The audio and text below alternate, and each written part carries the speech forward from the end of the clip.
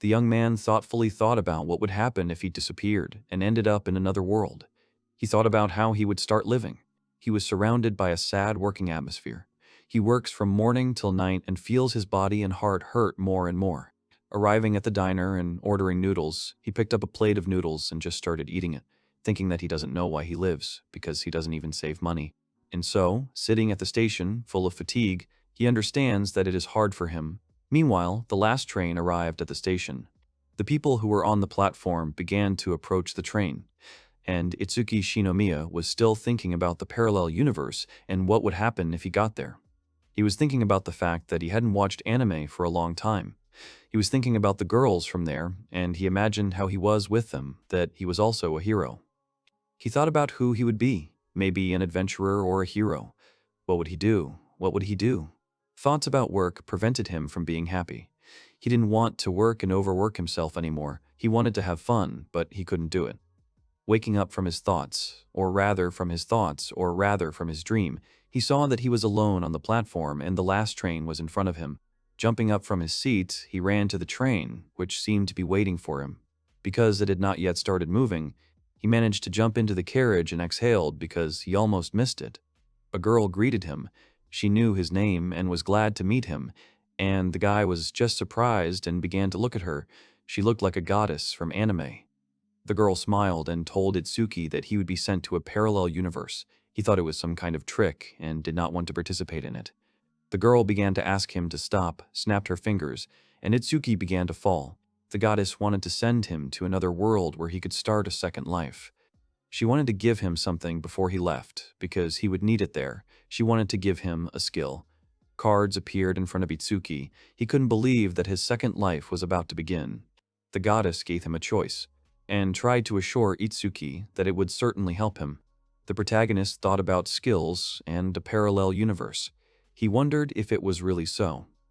Itsuki Shinomi thought that any crude insect-like skills wouldn't be very good, so he was thinking of choosing offensive skills, or skills that specialized in combat. Then the hero thought that this choice would be wrong, so he chooses something completely different. He says that in his second life he will live happily, and he chooses this skill. The goddess tried to dissuade Itsuki from this card, wanted to offer a more useful alternative, but he was confident in his choice. She decided to make sure of his choice, and having endowed him with the skill of fun, asked him to be careful, at the same time sending him to the starting city.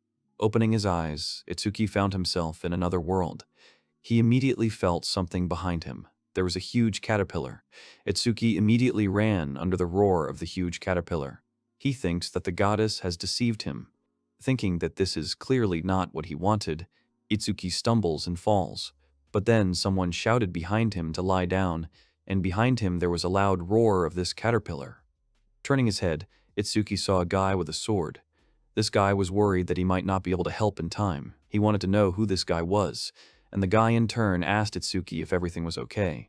Itsuki was grateful to the guy, Hayato Hayakawa, and Hayato only cared about Itsuki's safety. Hayato introduced himself as a vagabond, drawing a comparison with Itsuki. As it turns out, Hayato was also reincarnated in this world. A girl approached them. She turned to Hayato, asking who the guy next to him was.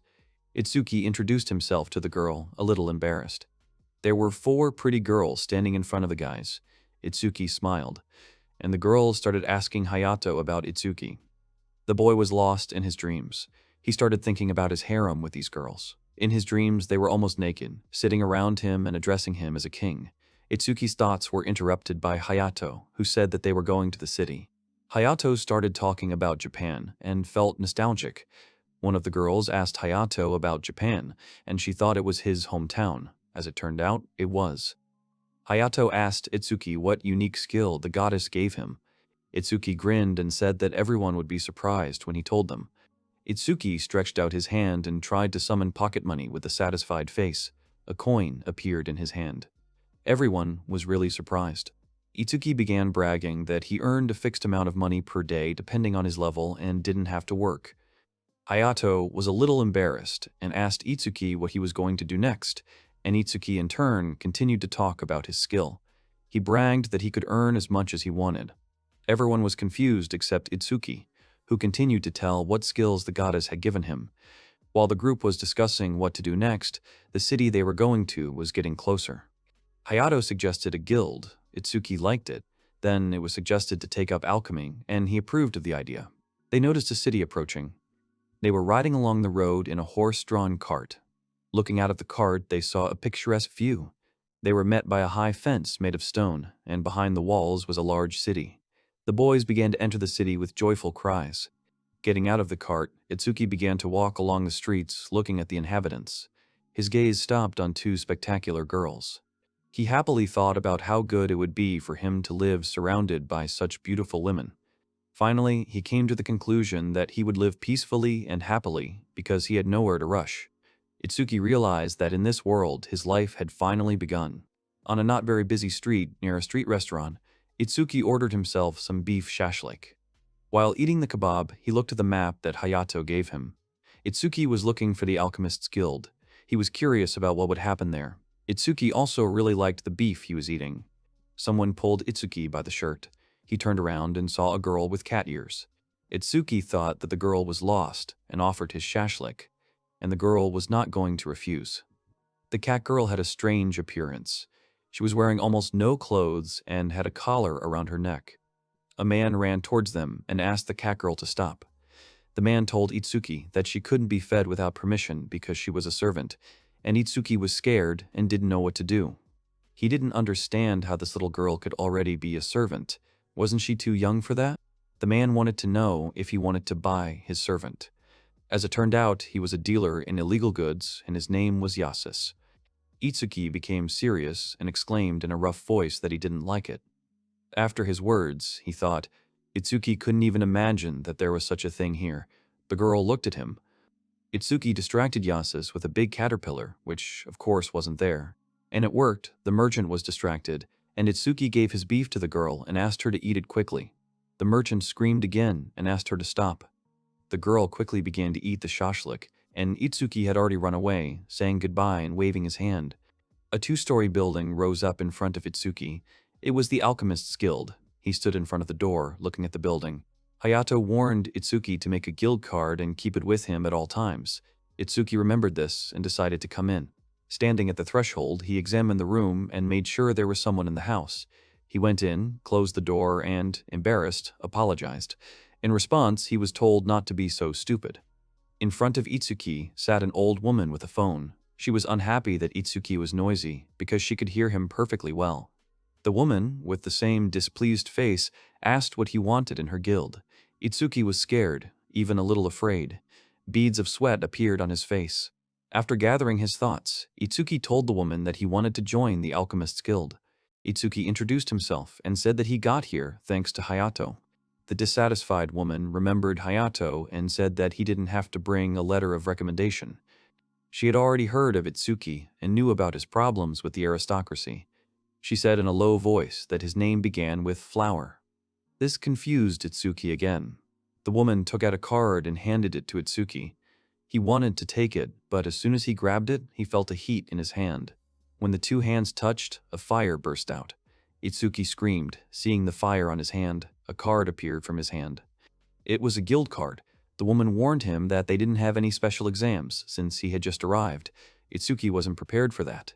He happily held the card. And finally, he realized how happy he was in this world, and the woman reminded him of the registration fee of 5,000 Nora. Itsuki put his hands on the table and asked to be taught. He wanted to learn alchemy. The woman introduced herself. Her name was Reinrich. They looked at each other, and Itsuki started apologizing, continuing to ask Reinrich to teach him alchemy. And she thought that Itsuki had changed his mind about alchemy. She said that it was mean, and she didn't like it when people went back on their word. But the master thought about it and thought that Itsuki did have alchemy skills after all, and she decided to give the first lesson. Reinrich walked ahead in the hallway. She wanted to see what Itsuki could do. He followed her. In front of them was a table with test tubes, flasks, burners, and a mortar for grinding. The master asked him to prepare a basic potion. Itsuki was grinding leaves in a mortar. The master instructed him that without constant practice, his instant magic would be useless. Itsuki didn't understand why he couldn't just use his magic. He tried to understand why he had to do it manually, and Reinrich kept saying that he needed to learn the basics first. The master looked at Itsuki with a smirk and told him to practice more. It will turn out better that way. Reinrich held the bottle in her hand and used it as an example of how it affected the success rate of a skill. Itsuki was so surprised that he even opened his mouth. Many variations of what was in the bottle were going on in his head. He awkwardly asked if it was a potion, but he still didn't get an answer. The master began to explain that the basics of alchemy were separation, conjunction, and coagulation, and if he could not understand this, he would not be able to go further. Itsuki replied that he understood the master's words. Reinrich tried to convey that everything didn't need to be remembered, that his body had to. Itsuki interrupted her and didn't let her finish. He understood everything. Itsuki decided to start with separation because it is the basis of alchemy. He needed ore, but he was in a hurry and understood everything. Standing at the table, he was trying hard to do something. Reinrich was watching this closely. Sweat was appearing on Itsuki's face from his efforts. And so he made the potion, wanted to show it to Reinrich, waited for her answer with a little fear. The master shook her head negatively. The potion did not work. The woman gave Itsuki a textbook, and he tried hard to understand something. His thoughts were all jumbled up, and he just started to feel hopeless. Itsuki tried to collect his thoughts and realized that he needed to do more. It was getting on for the evening. He was still puffing away at his alchemy textbook and trying to create something. He finally came to the conclusion that he couldn't do it anymore.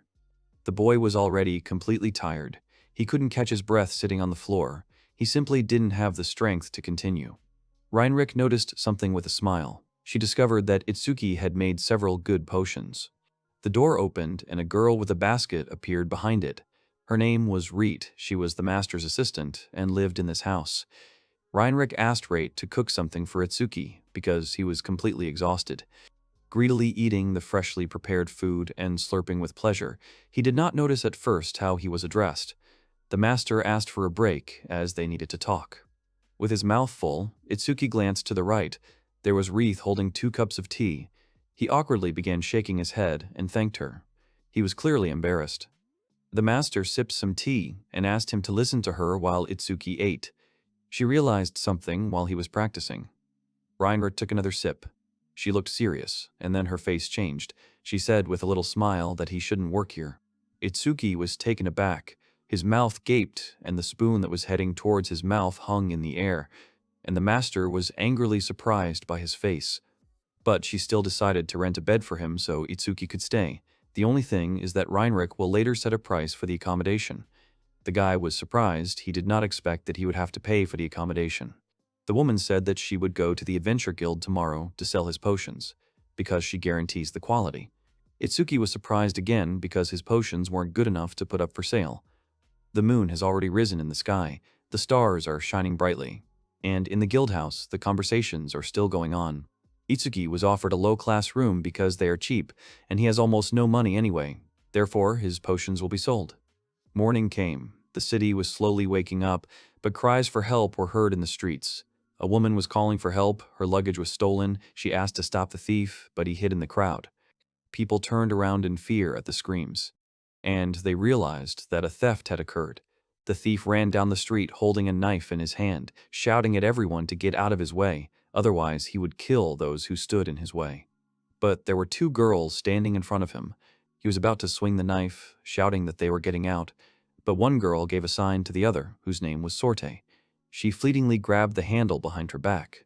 Sorte effortlessly hit the thief on the shoulder, throwing the bag off his shoulder. He winced in pain and began to cough. The second girl immediately appeared next to the thief, and without thinking, hit him in the stomach, and the man began to shower them both with curses. The girl grabbed his hand and threw him over her shoulder. The man clearly did not expect this and fell to the ground in fear. Sorte praised the girl's work, Ain. Her work was excellent, and the girl exhaled because she needed to catch her breath. Aini immediately became embarrassed. She thought that she had overdone it a bit, and Sorte immediately reassured her that the thief was still breathing. People started chatting happily. They know these girls. The girls presented the bag to the woman from whom it was stolen. The woman was very grateful to the girls. Reinrich and Itsuki stood in the alley and wondered what happened there, because there was a large crowd at the end of the alley. The master pointed out the way he could find the Adventurers Guild. She pointed straight ahead and said that she could not linger any longer. They said goodbye and went their separate ways. Itsuki came to the right place. He never thought that he could do business until he came to this world. At night, in the small room, snoring was heard. Itsuki slept, hugging a pillow. At the same time, Reinrich and Hayato were talking, sitting on the balcony. The master thought the moon was terrible today, and Hayato remembered that it was the same when he came to this world. Reinrich held a mug in her hand and drank a little. She wondered what Hayato needed at such a late hour. But the boy wanted to give Itsuki something. He had a small bag in his hands. He asked for this small favor. Hayato just wanted to help him out a little because he was a good guy and just wanted to show his gratitude. The guy put the bag on the table and waited for the master to take it for himself, but she only asked if he really thought so. Itsuki stood at the threshold of the guild with a bag in his hands. It held all the potions he had made. He thought it was convenient. He thought that Hayato might wake him up for this. He even thought that he was shy. The guy opened the doors of the guild, clearly confident in himself and eager to get down to business as soon as possible. Entering the room, he found himself in a room. The place was crowded and noisy. Different things were happening at each table. Someone was fighting, someone was drinking, someone was discussing something. Many people started turning to look at Itsuki, looking at him questioningly.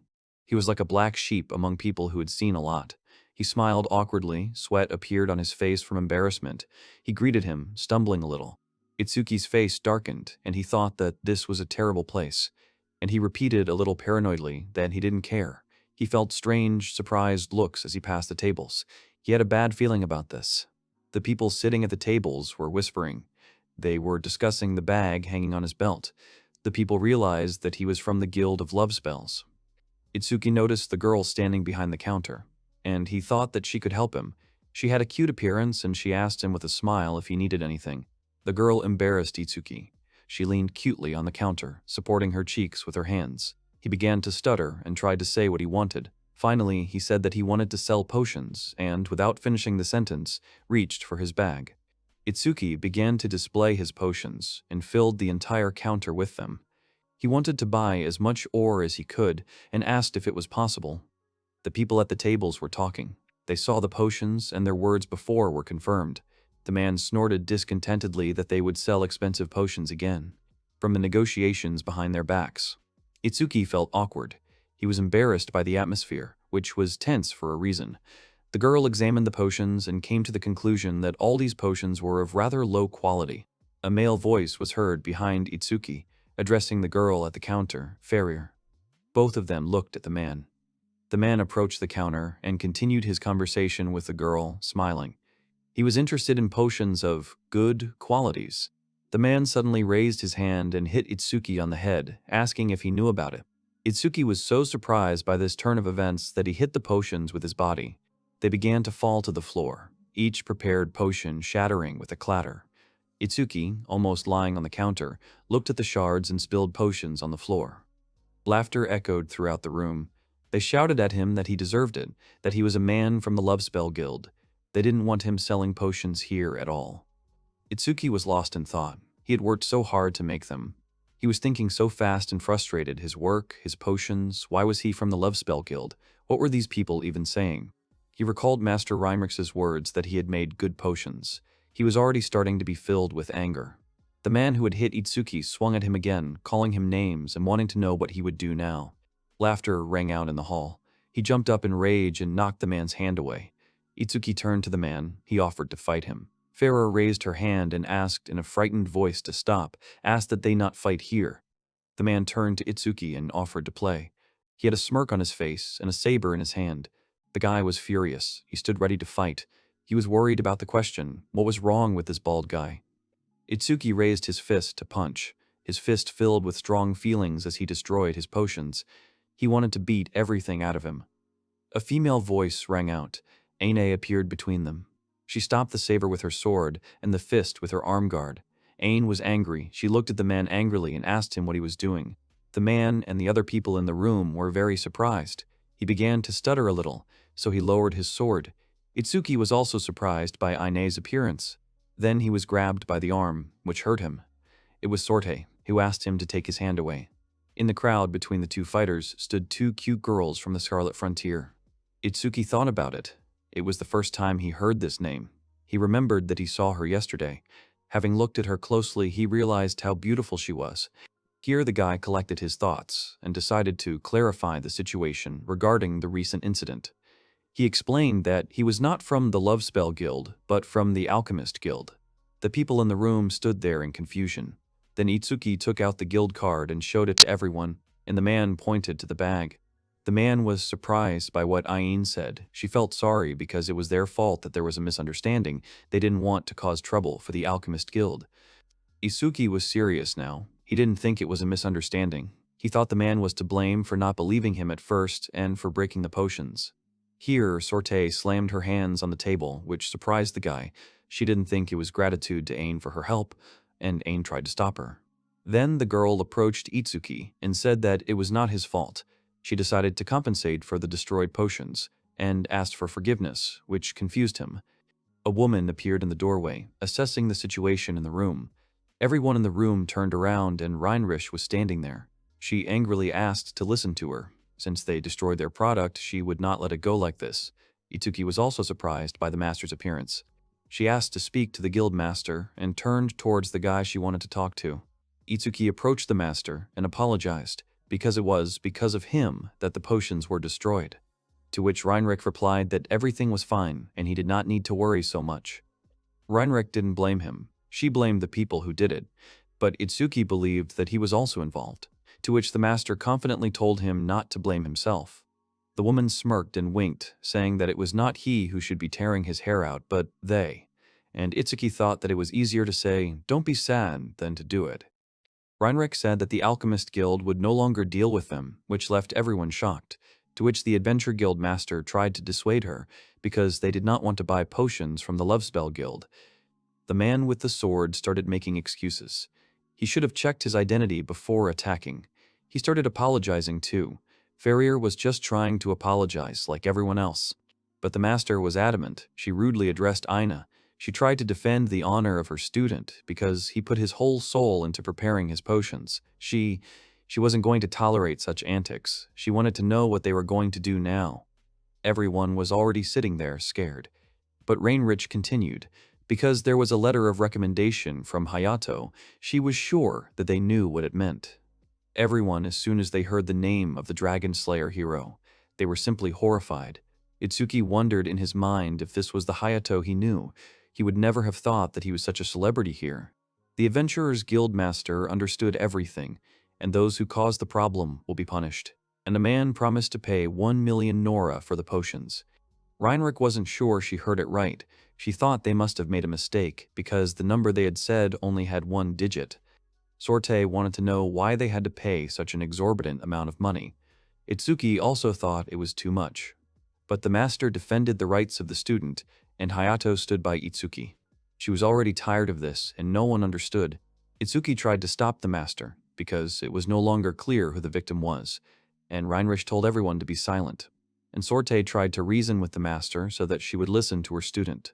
Then Ain spoke up. She asked to wait and listen to her, because she understood that such a large sum could not be paid so easily. Sorte thought that she wanted to pay as much as was necessary. Aine swallowed, and Sorte began to worry. The red-haired girl wanted to become a servant and work off the money.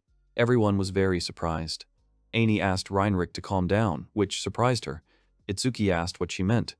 The man picked up and asked why she was taking on this burden, since it was his fault. The girl became serious and asked what he could do. The other man said that the reputation of the Adventurers Guild would be ruined if she became a servant. Aine didn't think so, because people needed an adventure guild, so the reputation wouldn't fall too much. Ferrier turned to the girl. She did not want her to become a servant. She thought it was all wrong.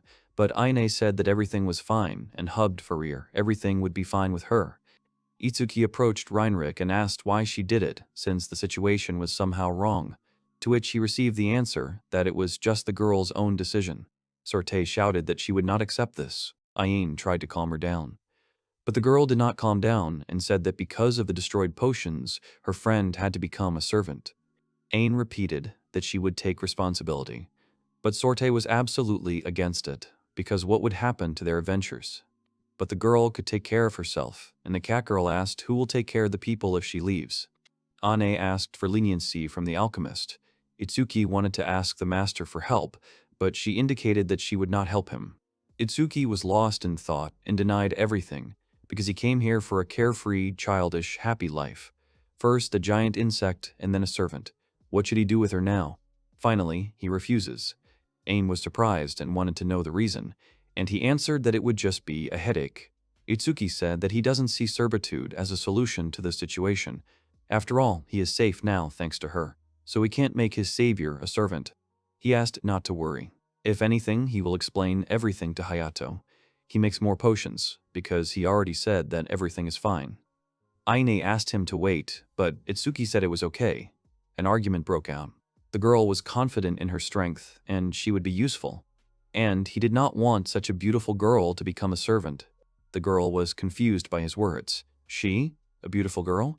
Sorte was already furious, which surprised Itsuki. And Reinrich was discussing such a candidate, a girl from the Scarlet Frontier, as a servant. That's interesting. Itsuki tried to cut her off, but the master continued. Why not use her as a working hand? Itsuki became sad. But if you want to live and grow here, you need additional strength. Not in this way, he wants. And the master could no longer resolve this situation. She realized that he was too soft. She pointed at Ain and said that she would be waiting for her tomorrow morning. She wanted to see what she could do. Reinrich turned around and walked towards the doors. Itsuki tried to call out to her, but she simply said, "Let's go." Everyone else stood silently. Night came. Itsuki was very tired and sat down on the bed. He was going to sleep. After all, it was a hard day. He was not sure if he could live here. Humming a song, he lay down on the pillow. As the morning came, he felt a weight on his shoulder. His arm went numb and smelled nice. He was scared when he saw Ain in his arms, almost naked. He screamed and asked what she was doing there. Aine didn't know what to answer, but after collecting her thoughts, she said that according to Reinrich, it was a duty. Itsuki was angry with the master. He closed his eyes and asked her to get dressed. But Aine thought that something was wrong, that she was not good enough, and Itsuki immediately refuted her words, and Aine apologized. Sorte's head appeared at the door of the room. She immediately yelled at Aine and did a forward somersault and kicked Itsuki in the face, saying that this was instant punishment. Itsuki, with a bloody nose, asked what she was doing. Sorte simply called him an animal and that she would protect Aine from him. He tried to explain, but Sorte didn't even give him a chance. At that moment, Aine asked them to calm down, and Reinrich said that it was good to be young and drank tea with Right, smiling. Itsuki Shinomiya was lost in his memories. He was sent to another world by a goddess and remembered her words that he should do his best. He remembered the giant caterpillar, the mockery that happened by mistake, and now he met a girl who was trying to become his servant. There aren't many people in the room. There's a group sitting at one of the tables. Ain tells him that after eating, they'll go to the merchant Z. In response, he asks her if she's sure about that. Ain appears confused and talks about how she must determine her value as a servant. Turning to Itsuki, Ain calls him master and asks him to take care of her. Itsuki tells Ain that he doesn't like the sound of it. Ain is surprised and upset. The girl asks what exactly he doesn't like. She thought that Itsuki didn't like that Ain called him master and that it sounds rude. The girl began to think of different ways she could address Itsuki. She suggested calling him Lord Dear Sweetheart or My Liege. Itsuki was shocked that a girl like Ain was saying this to him. The girl continued to try to find a way to address him. Ain said that it was too early to do so, but she could call him My Precious. The guy is confused. He starts stuttering and asks the girl to stop. Ain sighs thoughtfully. A confused Ain begins to tell Itsuki that her race has a rule that says they call their husband that after their first night. At this point, Sorte angrily hits the piece of food on her plate with her fork. She's irritated and says that there is no need for this. The girl fiercely showed that she does not want her friend to be Itsuki's servant. Sorte confidently says that she will soon buy Ain's freedom back. The girl screams and almost cries. It seemed that she was about to have a fit. The boys leave the establishment and walk down the street. Itsuki asks Sorte if she really wants to buy Aina back. The girls walk next to each other. Sorte hugs Aina, showing his concern and willingness to protect her. She, almost screaming, answers Itsuki's question and says that she is certainly ready to buy her friend. Aine looks at Sorte and says that she cannot do that because then her sincerity will not be conveyed. Itsuki interrupts the girls' dialogue and tells them with displeasure that he still needs money. Sorte is very angry, and Aine looks at the guy questioningly. A sad Ain turns to her friend and says that she is glad that Sorte is worried about her, but she will not change her mind. She falls into despair and goes into her friend's arms. The girl claims that she will go with her. At this moment, Itsuki is confused, wondering why Sorte is so stubborn. Sorte suddenly turns towards Itsuki, pointing at him. She says that she will go with her so that he will not cause her any harm. The boys continue walking through the streets of the city. Itsuki asks Aine if she still wants to go to the servant merchant. The girl tells him that she has not changed her mind yet, still addressing him as "my lord." Itsuki walked and thought about why she kept calling him that, because this girl seemed pretty good to him. He felt sorry for her. And he also didn't understand what she wanted to achieve by doing this. 4 men are sitting in the Adventurers Guild headquarters, discussing something. The men look confused and sad. A disgruntled Farir approaches them and asks what they are doing. She asked this question because the men had been gloomy since the morning. One of the men wanted to say something about Aina, but then he caught his breath because he was very sad. Farir turns to the man and says that she can understand his feelings, but that thinking about it all day won't help, since Aina left this place for them. After these words, the girl became very sad. Tears welled up in Farir's eyes. She asked the man what he could do for Ain. The man looked at her with sadness, but also inspiration. And then the men started supporting the girl. They started saying that she was right, that it was their fault, and now they had to work hard. They decided to get to work quickly, remembering that there were a lot of requests that day. Master Reinrich approaches the Adventurers Guild headquarters. Then Master Shi turns around, as if she heard something. She meets a man she knows.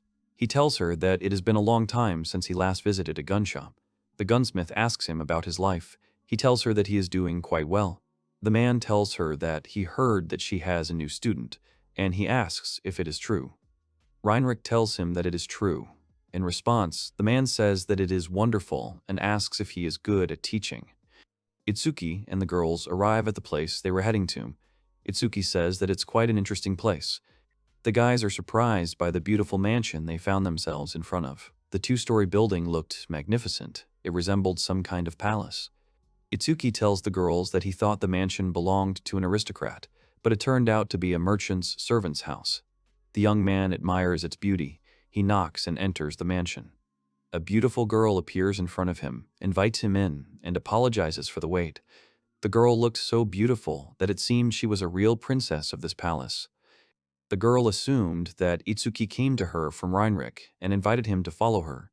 Itsuki was delighted by the beauty of this girl. It turned out that the outside was amazing, but the inside was even better. The group settled down on a sofa in the merchant's huge office, and then a man Itsuki already knew came out to them. He was friendly and apologized for the delay. The man began to talk about how he had heard about Itsuki from Reinrich and then thanked him for choosing their company. Itsuki informed the man that he seemed to have seen him the other day. The man introduced himself. His name was Lord Yasus. He sat down opposite the boys. The girl who greeted Itsuki at the entrance to the mansion brought hot tea. Itsuki thanked the girl with embarrassment. Itsuki was worried. He thought that Aina was very pretty, but this was just torture. He was not eager to have such a cute girl become his servant. Then Yasus turned to him and began to look at him. Yasus, smiling slyly, asked the guy if he liked the girl who met him. Itsuki blushed. Then the guy felt ashamed. He said not to pay attention to him. The owner of the mansion introduced her. The girl's name was Wendy. Itsuki thought that this world was mocking him. He did not understand how this girl could be a servant. The guy felt completely ashamed and uncomfortable. It even hurt him. Here, Sorte asked Yasus to speed up the process. Yasus looked at them with bewilderment and tried to calm Itsuki down. The merchant informed the girls that he would now evaluate their value as servants. Ain reluctantly agreed. She was upset and scared. Yasus began to examine the girls, said that they were in good condition. He was incredibly shocked when he found out that these 2 girls were from the Scarlet Frontier. Suddenly Sorte exclaimed. She did not understand why she was also counted. Yasis began to explain everything. He had heard the details from Reinrich, and the amount of money was quite large. Aina alone would not be enough to cover it. The merchant continued to explain that if Aina served and worked alone, it would be very hard for her, and Sorte could ease her burden by becoming a servant. Sorte said that she understood everything. She was unbearably sad. Ain was also very upset for her friend. Sorte had tears in her eyes, but she seemed to have resigned herself. She told Aina that everything was fine and asked if they would be together forever. She didn't need Aina's answer. She could read everything in her eyes. Sorte stood up proudly and said that she agreed to become a servant, and then Wendy invited them to come with her. Yasa said that he would now tell Itsuki about the servants. The boy began to listen. The merchant explained that there were several types of servants. Debt servants were bought and sold for economic reasons. Criminal servants were guilty of crimes and were forced to become servants. And there are also special servants who become servants for royal, tribal, or special reasons. In this case, they are debt servants. Itsuki listened carefully and understood everything. As Wendy entered the small room, she announced loudly that the evaluation would begin right now. First of all, she asked if they were strong in battle, since the girls were known as adventurers. Aina and Sorte felt awkward and admitted that they weren't particularly strong in combat. Then Wendy asked if they could cook, and the girls said that they only cooked when they were traveling. Then Wendy asked if they had any experience in housekeeping. The girl did not wait for their answer, understanding without words. She smiled sweetly at them and told them to take off their clothes. Ane and Sorte were shocked. They didn't know that they would have to do this. They were very uncomfortable, but despite this, they obediently continued to do what they had to do. At this point, the girls felt embarrassed. The girls took off their clothes, leaving their underwear. Wendy came up to them and said to check. The girls blushed and felt extremely uncomfortable. Wendy thanked them, came closer, and asked them to turn their backs to her. The girls did not understand why she needed this, but obediently turned away from her. Wendy came up to Ina from behind and hugged her, making her feel embarrassed. She immediately apologized to her in a sweet voice. Ina was confused by Wendy's unexpected action. She felt very awkward and didn't know what to do with herself. The girl just wanted to fall through the floor from shame. Wendy explained to her that there were different types of servants, but if her master demanded it, she had to do it. Being able to please her lord meant high praise. All this time, Sorte, who was watching this, was in shock. She was discouraged by everything, both the fact that she was watching this and the fact that she, too, was awaiting such an assessment. Wendy noted that Aina seemed inexperienced and began to stroke her inner thigh. Aini was already blushing from everything that was happening. She wanted it all to end. It seemed that just a little more and the girl would burst into tears from hopelessness. Unexpectedly for everyone, at that moment, Sorte runs up from behind and pushes Wendy in the back. The girl wanted to stop all this. She screamed and asked for it. The girls fell to the floor from the girl's push. Wendy looked at her in bewilderment. Amy was shocked by her action, but at the same time she was grateful to her. Wendy looked at Sorte with a sly smile. She said that it looked like she wouldn't get any money here. The girl stuck out her tongue, teasing Sorte with this gesture. She was, of course, ashamed, but she was pleased that she was able to stop this strange assessment. Yasis was telling Itsuki about the contract with the servants all this time. The boy listened attentively and remembered everything. Wendy knocked on their door and apologized for keeping them waiting for so long. She led the girls into the men's office and said that the evaluation was ready, thanking them for their patience. Ain and Sorte looked very sad. Itsuki immediately noticed this and asked what happened to them. In response to his question, a joyless Aine asked him not to ask her questions.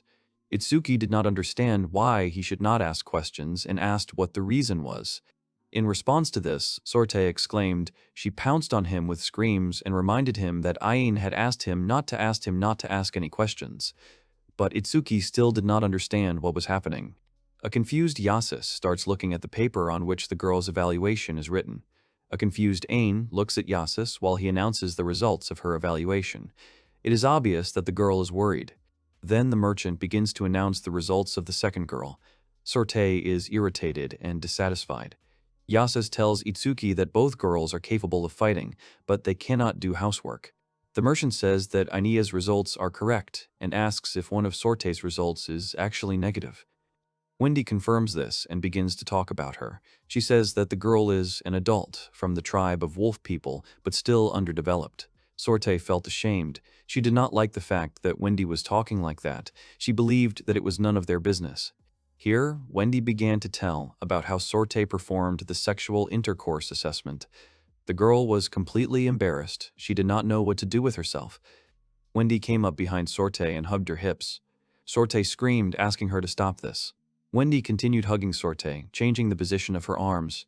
The girl does not like this at all, and she wants it to end. Wendy hugged the girl just above the waist. Unexpectedly for her, Sorte burst out laughing. She felt very ticklish. Wendy tells how Sorte reacted to the assessment.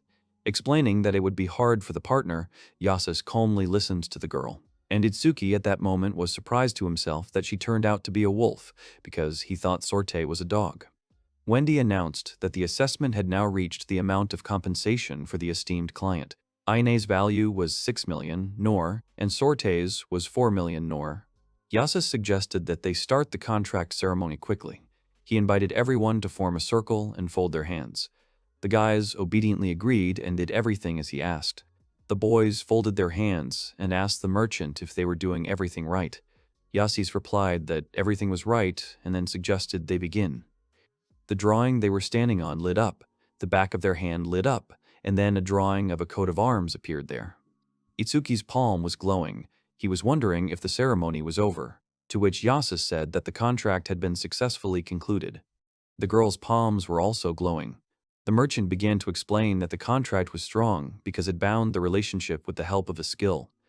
Yasus continued to explain that the contract prevented servants from harming the master or harboring hostility towards him, a safety feature, one might say. Itsuki was surprised by this. He didn't believe it, so he turned to Sorte and asked her to check it out. Before he could say it, she swung her spear at Itsuki. Suddenly, Sorte felt sick and in pain. She was unable to harm Itsuki. Sorte and Aine fell to the floor and clutched their heads. Yasus explained that if the girls tried to harm him, they would suffer from severe headaches. Itsuki didn't expect this and felt ashamed in front of the girls. Sorte started to get up, and Itsuki asked her if she was okay. Itsuki told Sorte that after learning a lesson, she would reconsider her behavior, immediately relying on brute force, calling her a dog girl. Sorte looked at him menacingly and exclaimed that she was not a dog, but a wolf. Aine started laughing as she watched them. Sorte and Itsuki turned to her and looked at her in surprise. Aine apologized and said that it seemed like they were both having fun. Itsuki and Sorte were annoyed and shouted in one voice that they were not having fun. Yasus repeated that the contract was over. He thanked the guys and told them to come again. They left the mansion and thought about what to do next. Aine turned to Itsuki and asked him to meet the Adventurers Guild to report. The boy thought about it. It's night outside. Hayato is looking at the starry sky. The girls are sitting by the fire where food is being cooked. One of them says that Hayato hasn't returned yet. The second cat girl is surprised that Hayato is late. She states that she is hungry and wants to eat meat. The first girl says that for the meat, you will have to wait for the next city. The cat girl is upset about this. The cat girl remembers that there was jerky and starts looking for it. She says that she will put it in the soup. The other girl tells her that it is for a rainy day and asks her not to do it. A third girl approaches them. She is naked, drops of water are running down her body. The girl asks not to put meat in the soup, explaining that she will not be able to drink it. The first girl is very surprised and asks her what she is doing, calling her Emily. Emily doesn't understand why the girl is so surprised and tells her that she just went for a swim in the spring. The girl tells her that Hayato is already here and she shouldn't go around without clothes. She said she didn't care and asked the girl if she was too worried. The girl didn't understand why people like Emily, elves, behave like that. And in any case, Hayato hasn't returned yet. She tells her that Chris went to call him. Emily tells her friend, calling her Letty, that she smells a little and suggests that she take a bath, arguing that Hayato might not like it. Letty becomes very embarrassed, her face flushes. While Emily and Letty were arguing with each other, the cat girl was thinking only about meat, where to get it and when she could eat it. It's already night outside. An owl is sitting on a tree branch, watching a sad boy sitting alone on a rock in the middle of the forest. Hayato looks at his poem, his eyes filled with longing. Tears well up in his eyes. Suddenly, a man comes up to him from behind and puts a blanket on his shoulders. Hayato is frightened by this unexpected action. He says that a light wind has risen and the body will freeze. Turning back to see who it was, he sees Chris in front of him. He was happy when he saw her and thanked her. After that, Chris became embarrassed for some reason. They looked at the beautiful mountains in front of them together. Hayato mentioned Itsuki. He hoped he was okay. Everyone was having fun in the Adventure Guild. A man came up to Itsuki and put his arm around his shoulders in a friendly manner. He told him that they had worked hard today and that he was being treated. Itsuki responded by saying that he would pay for it himself. The guild members stand before him and make a small bow, apologizing to him. Itsuki says that he expected to receive an apology right away. In response, the men say that Aine showed the difference. They should do their best too. Everyone sat down at the tables and continued the dialogue. The men said that if Itsuki couldn't forgive them, then they were ready to be beaten up by his hands, to which the guy replied that he had many such situations in another world. The man confesses to him that he is a good man. Itsuki now relies on them, and the guild awaits the potions prepared by the alchemists. Suddenly, Sorte called out to Itsuki. The boy turned around. She was shouting at him that it was only because of the contract that he looked like he could do anything on his own. She told him not to get cocky. Itsuki didn't like the way Sorte was talking to him at all. He compared her to the clingy boss of the company where he used to work. Aine felt ashamed for her friend. She looked down and explained to him that Sorte had had a little too much to drink. Sorte suddenly burst into tears and threw herself into Aine's arms. She said that they were not going to be his comfort. Sorte thought that Itsuki was definitely going to do a lot of things. Sorte got very angry because of Itsuki's words. She started to talk about how she was not happy with Itsuki's words, because he had just insulted her appearance.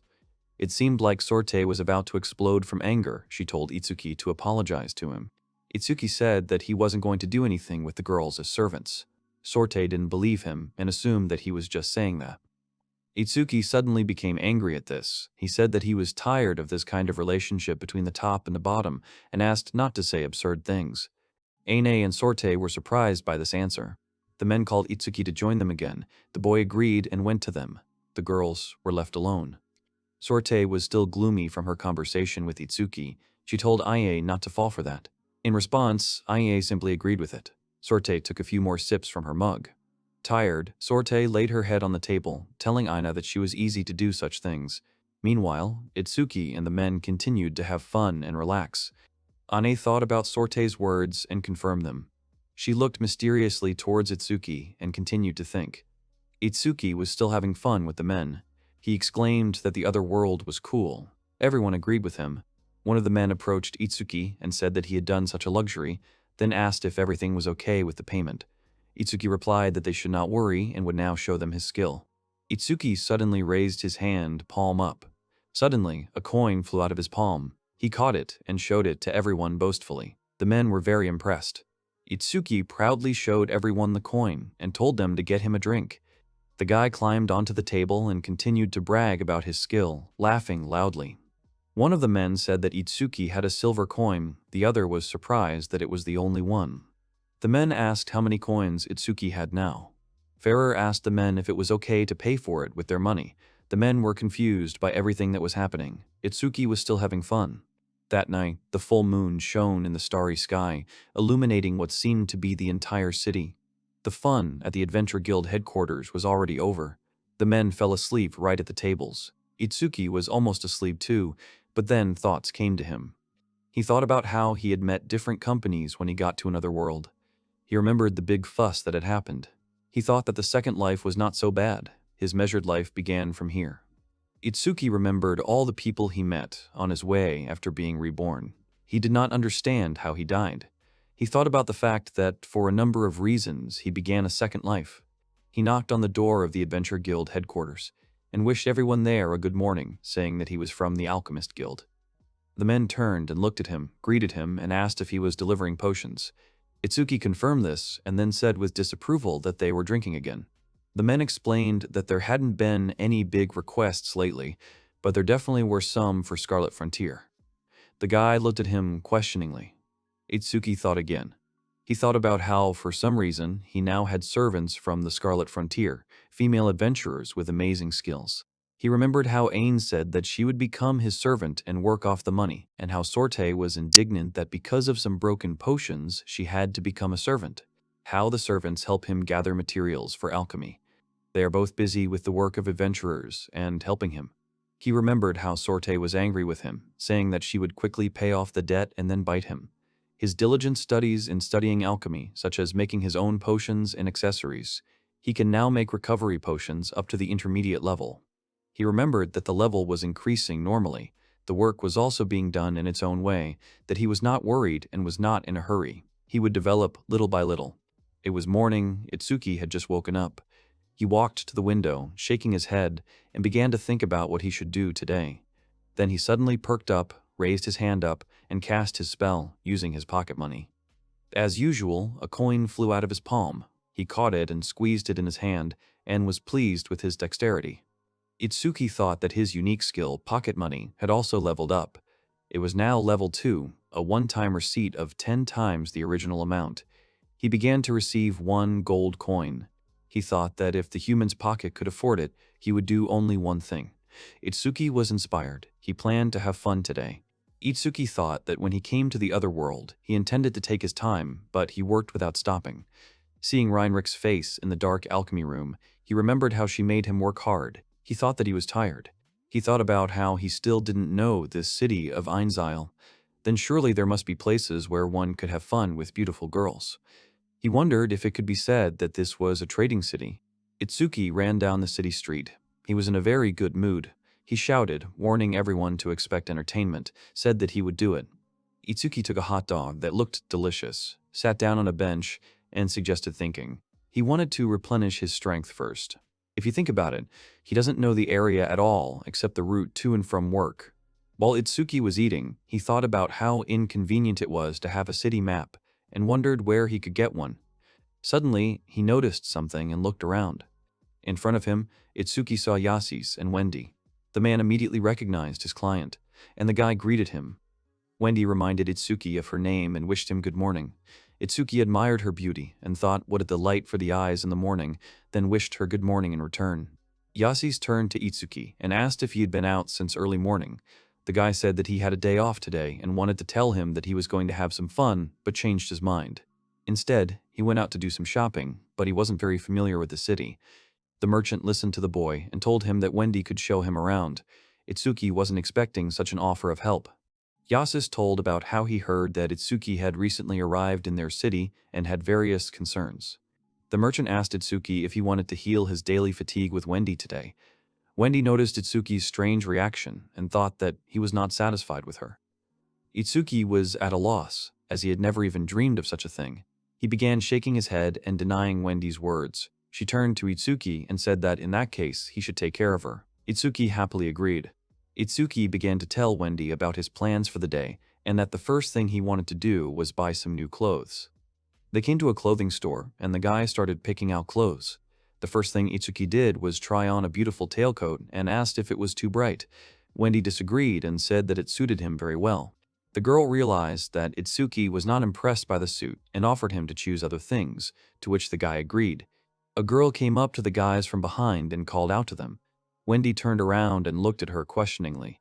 Itsuki was still looking at his image in the mirror and thinking about how it was his first time shopping with a girl when Wendy called him and said that she had been offered some clothes.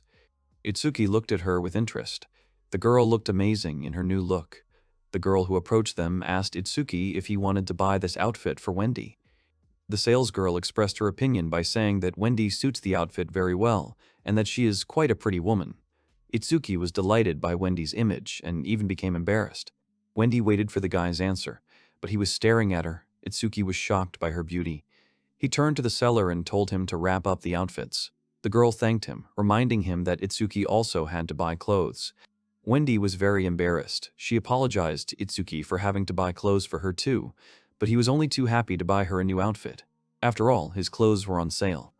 Wendy thanks Itsuki and promises to wear his gift carefully. Itsuki thought about how he only slightly understood the feelings of people who fell for the seller's trick.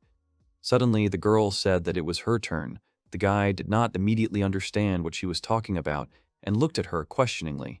Wendy looked at the boy and began to explain to him that today she wanted to give Itsuki a lot of healing. That was the order she had received from Yasis. Then she took his arm and suggested that they go somewhere. Itsuki and Wendy went into a cafe. They drank tea and discussed something. The guy thought about how exactly this measured life was what he wanted. Coming to another world, to feel so sincerely relieved. Happy Itsuki and Wendy left the establishment, held hands, and walked along the streets of the city. Suddenly, a man called out to the girl and looked at her indignantly. Itsuki didn't recognize the man and asked Wendy if she knew him. Wendy recognized him and wanted to introduce Itsuki. The man started yelling at the girl. He asked her what she was doing in such a place and then asked Itsuki what he was doing. Itsuki began to explain to the man. Wendy was showing him the city. The man got very angry. He asked Itsuki if he bought Wendy and said that he would buy the girl. Wendy was scared by this and started hiding behind Itsuki. The guy told the stranger that Wendy was scared and asked him to stop screaming. The man began to tell Itsuki that Wendy did not need such a poor man, and he ordered her to move away. Itsuki didn't like this. He turned to Wendy and asked who he was. The girl answered, "His name is Dedarl. He is the son of an influential person in this city." The man continued to be indignant. He asked Itsuki who he was, then said that he was collecting 20 million Nora to buy out Wendy, and asked if Itsuki had that kind of money. Itsuki turned to Wendy, not believing the man's words. Dadaril shouted that a commoner like Itsuki had no right to even approach Wendy.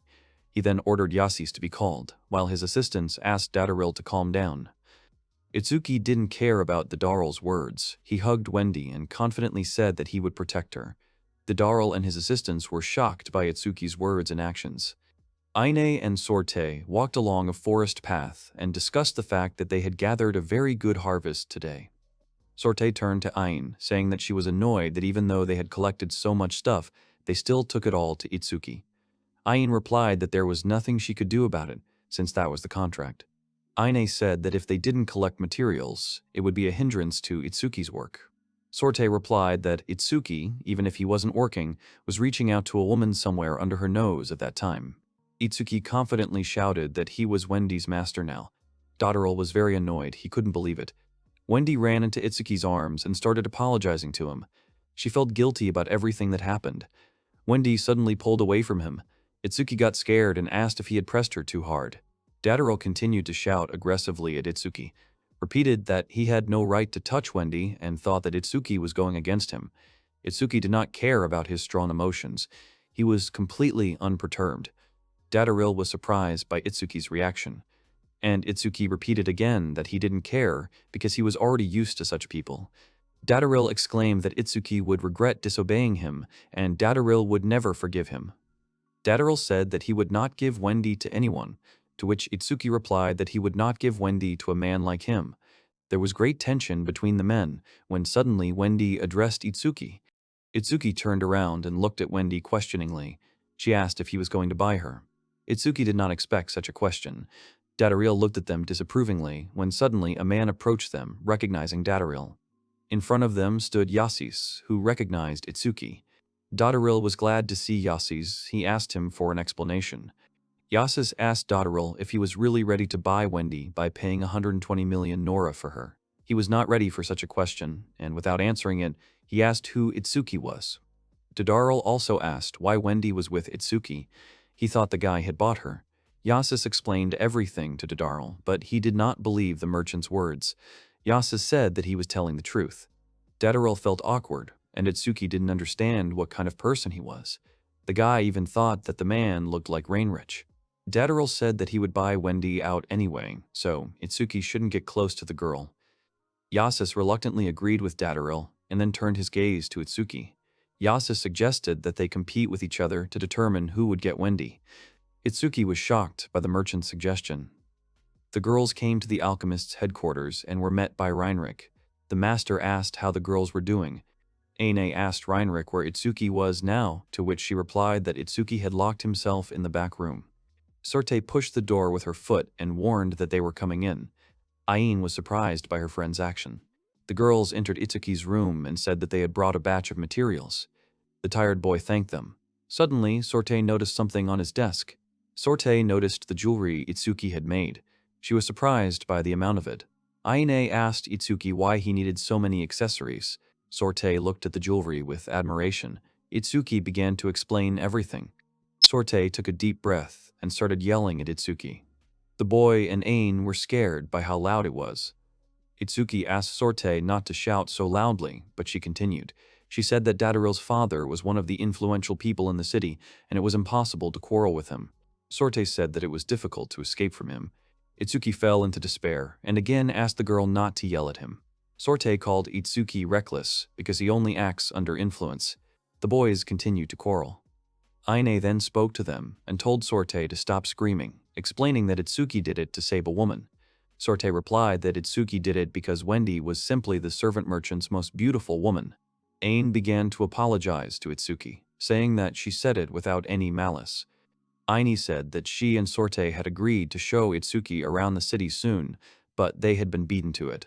Itsuki was surprised by this. Sorte began to deny Ain's words. She said that it was not about that. Itsuki apologized to the girl and wanted to hug her, but she was against it. Ane turned to Itsuki and asked what exactly the competition was about. The guy replied that they needed to collect money. He started telling about his plan, how he planned to earn 80 million in a short time. Sorte was shocked when she heard the amount mentioned. She did not understand how Wendy could be worth 30 times more than her. Sorte got angry and attacked Itsuki. Aine started to stop her friend. Itsuki asked the girls to gather materials for accessories for him. Aine and Sorte agreed to help him. Aine said that they would accompany Itsuki in their free time. Itsuki asked if the opponent was that strong. Aine thought about it and replied that there were bad rumors about this person.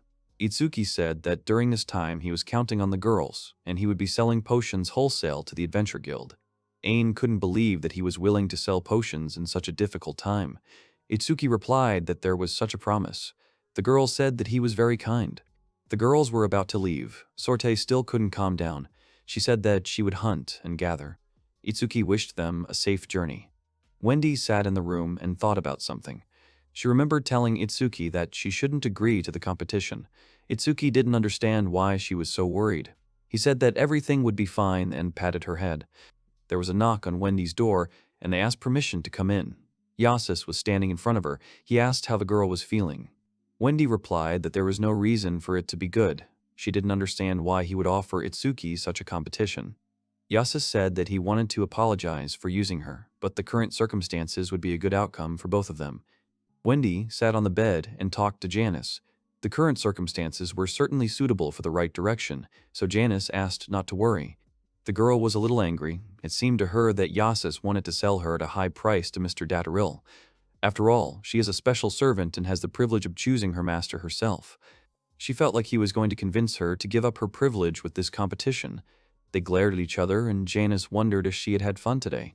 Wendy remembered Itsuki's face and pressed her hands to her chest, saying that she had a very pleasant time, and Janice said that she must do everything to make this happiness a reality. She jumped up and asked in a loud voice why he had proposed such a competition.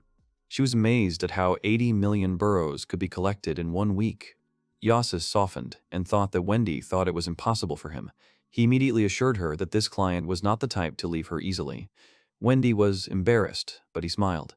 Itsuki sat at the table and continued to tinker. Fragments of phrases could be heard, planning of affairs, good circumstances for both them and him.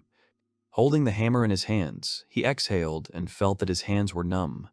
Reinrich entered the room and suggested that they take a break, because if they worked too long, the work would become sloppy. The craftswoman noticed the jewelry and noted that he had made quite a lot of it. She assumed that he wanted to open an accessory store. Sitting at the table with mugs of tea and treats, she continued that she had heard the story in general terms from the girls. Itsuki looked at the master, because at first she thought that young people were reckless, but he was always having conflicts with someone. He took the mug, drank some tea, and doubtfully confirmed the words, while pointing out that he was no longer so young. Reinrich interrupted him, asking him to be silent, because she saw only a fat child here. Wreath came to the table and asked if he needed more. Itsuki thanked him and continued talking to the master. He needed her advice. Taking the cookie, he thought about the fact that there was a limit to how much he could earn from accessories alone and, apologizing, expressed his opinion that he wanted to sell potions outside of the Alchemist Guild. Reinrich thought about his words. He thought that it was impossible, but the master said that it was not the matter. She asked if he knew what the boy Dataril was selling. Itsuki became interested. He even thought that a pig farm. The woman said that he just looked like that, and that he shouldn't interfere with the story, because this pig is the head of the pharmaceutical guild. Itsuki had a revelation, and realizing this, the master said that he would intervene if he tried to make money on potions. The guy slapped himself in the face, realizing the hopelessness of this situation. But Reinrich thought that in that case, it would be a good idea to expand the business beyond potions. Itsuki thought about it. He took his card and tried to contact Hayato. The guy managed to do it, and Hayato said that they hadn't talked for a long time. At this time, the monster was advancing on his team. He asked Itsuki how he could help him, and Itsuki just wanted to ask something. Letty and Chris, who were sitting behind a rock, shouted to Hayato that the monster was approaching. Itsuki wanted to make sure that it was convenient for him to speak. Hayato didn't see any problems, even though a huge bird flew up over his team's heads. Everyone rushed into battle, and Itsuki asked about the bag he had given him. He wondered if he could use it. The girls fought various monsters. Chris had magic, and the cat girl was an excellent swordsman. The bird flew towards Letty, and she ordered everyone to step aside. Hayato didn't mind him using the contents of the bag. He could use everything as he wanted. The bird flew up and let out a cry. Hayato continued to discuss the items in the bag, warning him that some of the items in the bag he would not be able to use due to his level. Itsuki warned that he would manage somehow, which surprised Hayato. He was amazed that he would manage in a short time. The guy said that he was doing his best, and this time he would bring the ore he got from the dungeon. Hayato ran towards the bird and pierced the monster with his sword. It was as if he flew through her. A bird's cry was heard, and it was as if a hole had been drilled through her. Hayato waited impatiently for the results from Itsuki, which he did not believe at first, but Hayato confirmed his words. The girls behind him rejoiced. Itsuki said goodbye and realized that the guild card was convenient because you could talk to a registered interlocutor. No matter where he was, it was like a mobile phone. And so he sat at the table again, stretching from fatigue. He continued to work. He put on the eyepiece and began to polish his accessories, knocked, ate, and slept at the table. The girls were chasing a boar. Sorte was chasing it and wanted to catch it calmly. Aine was trying to figure out if they were close. She also pointed out that they had enough materials and could slowly return. Sorte approved of this idea, as it would relieve stress. Aine said that the gentleman will not have problems with making accessories in the near future, and it would be good if he could create better things. Sorte, standing in the water with a sad voice, washed the dirt off herself and expressed her dissatisfaction with this use of the Scarlet Frontier. She was getting out of the water and said that she wanted to get rid of this debt quickly. Aine pointed out that she was talking like that as if only she herself looked happy. Sorte, while getting dressed, asked to stop talking about it. Aine poured water from the kettle that had just boiled into a mug and thought that it wasn't so bad. And Sorte decided that she trusted him too much. The wolf girl took the mug in her hands and said that she didn't like such guys, then drank the contents of the mug. Aine was surprised and wanted to know if it was true. Sorte began to explain her words. It seemed to her that such people unceremoniously invade a person, causing disorder in feelings. But one could also say that it is not so bad. In other words, you begin to not understand what you are thinking about. Becoming serious, she saw no reason to acknowledge him here, since all men who liked big curves were worthless. Cheering up, she decided to hurry back and increase Itsuki's work. The girls came to the Alchemist Guild and saw Itsuki being held by Reinrich and Wreath. They wondered what was going on. And Itsuki was screaming no way and let go. Reinrich calmed the girls down because nothing special had happened. He was a little tired, so they were going to cheer him up. And Itsuki screamed and thought that it was something dangerous. The skull was definitely there for a reason. The girls surrounded him and held his hands, and Sorte placed her spear against Itsuki's neck. Now it was easy for them to give him the potion. The master opened Itsuki's mouth and began to offer the potion. He resisted, but drops were already falling on his tongue. He kept saying that he wasn't going to drink something dangerous and decided to just pretend to swallow it and spit it out. Reinrich punched Itsuki in the stomach to make sure he swallowed the potion. That's what happened. He swallowed it. His eyes trembled and he passed out. The boy slowly opened his eyes. A female voice asked if he was awake. Itsuki suddenly realized that there were someone's knees under his head. The girl was giving him water and asked him to drink slowly. Itsuki thought that these were Aine's knees, who at that moment asked if he could stand up. He wanted to lie down a little longer, but the girl began to shake him so that he would get up. Itsuki looked up and realized that the knees belonged to Sorte, who at that moment was telling him to get up quickly. Itsuki jumped up and stuttered, asking why Sorte, to which she replied that she had no choice. He said Aine's name, who responded immediately, and Sorte discontentedly called him a fool. The guy started saying that his body hurt and he was hungry, and Aine saw that the gentleman had woken up and apologized for what had happened recently. The three of them sat at the table, and Itsuki greedily ate the meat and everything on the plate. The girls looked at him a little surprised. Having eaten his fill, he stroked his belly with a smile. After he was given that dangerous medicine to drink, he began making accessories with an amazing impulse, although he did not remember it. Reinrich estimated the accessories and the total came to 40 million Nora. Itsuki thought about it, because there were 5 days left until the day of the competition, and there were still 36 million Nora left. With materials running low and time running out, he urgently needed to come up with something that would change everything in one fell swoop. He tapped away, and an idea came to him. That day, the man held a piece of crystal, rose quartz, in his hands, and when he saw the stone emitting vibrations when magical power was put into it, a revelation descended upon the man. Itsuki Shinomiya was just a simple company employee. His trials began in another world, but it was extremely difficult. He, making a form based on this from the films imprinted in the memory many times in the past, despite the fact that some broke, and some, not showing the intended function, stopped working. However, Shinomiya did not give up, spending his whole soul to create this servant of the pleasure of human wisdom in this world. He put the tools on the table and excitedly shouted that he had done it. He held out his hand and held out a pink rotor. That's what he called the thing. The girls didn't understand what it was. He wanted to explain sarcastically what it was, but I can't. He turned back, and Sorte told him to look at them and talk. The girls assumed it was a massage tool. Sorte suggested Ane try it because she recently said that her shoulders hurt. The girl agreed to try it, and asked Itsuki to take care of her. He nodded his head and remembered the mechanism of the device. Ain sat on the chair waiting, and Itsuki began. The girl instantly blushed. Her body went numb from the vibration of the rotor. The massage gave her great pleasure. She realized that this was an amazing and relaxing massage. After finishing the massage, Ain suggested trying it to Sorte, asking if she felt okay, and the wolf girl asked suspiciously if that was how it was used. Itsuki got scared. He doesn't like smart dogs, and went up to the girl and whispered in her ear the method of using it in his world. Sorte blushed and turned away, saying, "Well, that's how it is," and later turned to Aina, saying that they still had to get rid of him immediately. Aina grabbed the girl and asked what happened and what was the matter. She became curious about what was wrong with the instrument. Sorte did not want to talk and asked to let her go. And Itsuki at that moment decided to go out for a while. The girl shouted after him not to run away. He went outside. It was already night. After examining his tool, he was glad that the tool made in a hurry worked well. Itsuki thought that there must be shops like this here too, and he could earn a lot without competition. Looking at the tool again, he remembered Wendy and asked her to wait a bit. He was walking down the street and thinking about how to sell it, but he met some men on his way.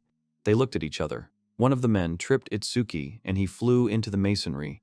As he fell onto the road, he heard laughter and conversations behind him. The man was grimacing and saying he had broken his leg, and the others said he had to pay for it. The man approached the lying Itsuki and said that as an apology he should pay 2 million and he would forgive him. The guy said that was too much and offered a potion. The man lunged at Itsuki and demanded money. The boy threw the man's hand away and asked if Dadarl had sent it. The man was amused and asked the name again and said he didn't know it. At that moment, Itsuki jumped to his feet and ran, under the insults of the men. They shouted at him to stop. The guy decided to distract the robbers and pointed his finger at the sky, saying that a gold coin was falling from the sky. The men didn't believe it at first, but when the coin fell from the sky, they were taken aback. Itsuki was glad he didn't use his pocket money skill today, but the man didn't want to let go and threw a dagger at him. The guy turned around and saw the dagger flying towards him. Suddenly, a girl appeared and deflected the blade with her foot, and Itsuki fell again. Turning around, he saw a cat girl who said only one word, "Visit." Itsuki's mouth opened in surprise. The girl who saved him was Shiro. He remembered their first meeting in the city. They were sitting in a diner and discussing things that they often encounter, and mostly while eating. He asked the girl to tell him her name. The girl, eating a bun with sausage, said that her name was Shiro. She stood in front of Itsuki, lying on the rocks, and said that she was the master's weapon, and if they stretched out their hands to the master, they would die. The men rudely addressed Shiro and, not having finished their threats, immediately received an answer from her because even if they cried, she would not let them go. He swung, but Shiro was already behind him, saying that he was too slow. She reached for her sword and was about to strike when Itsuki tried to stop her. She looked at him and missed. But it only seemed that way. The man had a sword gaping in his stomach, he fell onto the road, and at that time Shiro did a somersault and with a karate scream dealt with the rest. At the same time, she said that she was finished, and Itsuki was surprised by her strength. He thanked her for her help, a little puzzled, and she said that Yasa said to guard and Shiro would protect the master. Itsuki thought about the answer and asked to be taken to her master. Shiro asked in surprise and pointed at him saying that he was still the master. The guy was puzzled again and asked to be taken to Yasus. The girl asked again and asked shyly if he was going to buy Shiro. And then, upset, she heard that it wouldn't work now. But despite this, he wanted to count on her, and Itsuki wanted to thank her, and he had a small talk with Yasus. Shiro turned around and said that they could go. She ran, and Itsuki ran after her, asking her to be a little slower because he couldn't keep up with her. He offered to hold hands, and Shiro asked not to treat her like a child. Itsuki extended his hand and asked her not to say that. The girl looked at the extended hand with embarrassment and put her own. They walked holding hands, and Shiro hummed a song. They were already approaching Yasus's house. The man came out and asked what had happened so late at night, and Itsuki wanted to thank him for the incident with Shiro. Yasus looked at Itsuki seriously, noticing that she had become completely attached to him. Shiro was lying with her head on Itsuki's knee, and he in turn noticed that she was very friendly and grateful. He wanted to show one thing. He took out the rotor and showed it to Yasus, who didn't understand what he wanted to do with it. Itsuki said that he would like to trade them if possible. The man thought he wanted to buy the machines and asked for how much. Itsuki showed 4 fingers and named the price, 40 million. Yasus grinned and said that at best about 100,000 and thought that they were overselling again. Itsuki was confident and wanted to make a presentation. The guy put the device on the table and said that he didn't want to buy it. Yasus didn't understand what he meant. Itsuki continued enthusiastically and said that he wanted to buy out the rights to it. They looked at each other puzzled. Yasus continued, in other words, he is selling the rights to sell this pink rotor as a massage product in stores like that. Itsuki confirmed. Yasus was interested in the product. He thought it was attractive. Besides, he had influence in this kind of shops. Itsuki was already happy and wanted to continue, but the man stopped him. He asked to tell the specific contents of the contract. Itsuki began to explain that he wanted Yasus to buy exclusive rights to the rotor for 40 million. He makes and sells wholesale. The selling price is at the man's discretion, but if the goods are sold, Itsuki asks for 50,000 per piece. After his proposed contract, he waited for a response from Yasus. The man did not want to accept the offer because there are no guarantees for reimbursement of costs. He cannot pay 40 million for empty rights. He also said that there might be a demand for this product, but there was no reason that Itsuki would be able to continue to supply the product. Itsuki immediately began to say that he would be able to make regular deliveries, and Aine and Sorte would collect the materials for him. Yasus agreed. If the girls collected the materials, then there would definitely be no problems, but there was one but. The guy just came to the city as a vagabond, without his own home, and no one knows when he will leave the city. Itsuki agreed with the words, because the offer from a guy you barely know clearly does not inspire confidence. Yasus agreed. And in that case, Itsuki continued, he gives his body as a pledge, that is, he will become a servant. The man was surprised, and Shiro too. Yasus did not understand why he had to go so far, because such a thing should not be said since he himself knew the answer. The man laughed and thought Itsuki was an interesting person. The guy, in turn, wanted to sign a contract, but Yasus said that this would not be necessary. After all, he wanted to get permanent rights to the pink rotor. There is no point in saying that it is only for the duration of the contract. Itsuki was already in a hurry to get the money and end the conversation, but Yasus continued. He said that there was no mercy for betrayal. The man asked if the conditions were acceptable to him. Itsuki agreed, frightened. Yasus already wanted to agree on 40 million, but Itsuki was worried about another question regarding Shiro. Coming out of Yasus's mansion, the sun was already rising in the sky. Itsuki also noticed this. Since then, he had made only 10 devices. He was very tired. Shiro turned to the guy. She was falling asleep on the go. Itsuki stroked her head, said that she would sleep in the guild. He lifted her onto his shoulders, and Shiro apologized. Because they asked her to guard, she would protect the owner, to which Itsuki agreed. Dadarel shouted at the men, breaking a plate in the process. They couldn't handle some stranger. He told them to go again and work off some of the money they had paid. The men apologized. The butler said, showing respect to the gentleman, that any demonstrative intervention would benefit the other side, and that if such a thing caused Yasus's displeasure, there could be consequences in the future. Dadaril agreed and declared that he would not lose even without tricks. Itsuki would not get away with just a tear-stained face. He would regret to death that he had extended his hands to his Wendy. He imagined her taking a bath and calling him Lord. The next day, voices were heard in the alchemist's guild. Itsuki was asking what he wanted there, and Dedarl, without waiting for the day of the competition, thought that he would courageously admit defeat. Dedarl pointed his finger at Itsuki and yelled at him for daring to call a man that. Dedarl asked Itsuki who he thought he was. Then Dedarl smirked and said that he understood everything. Apparently, Itsuki realized the great difference in influence and finally admitted defeat.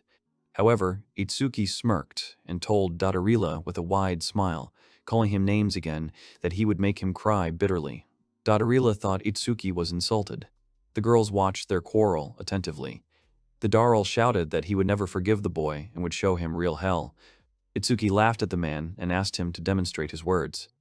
Their quarrel was interrupted by Yasus, who said that it was earlier than the appointed day, but the result had been decided.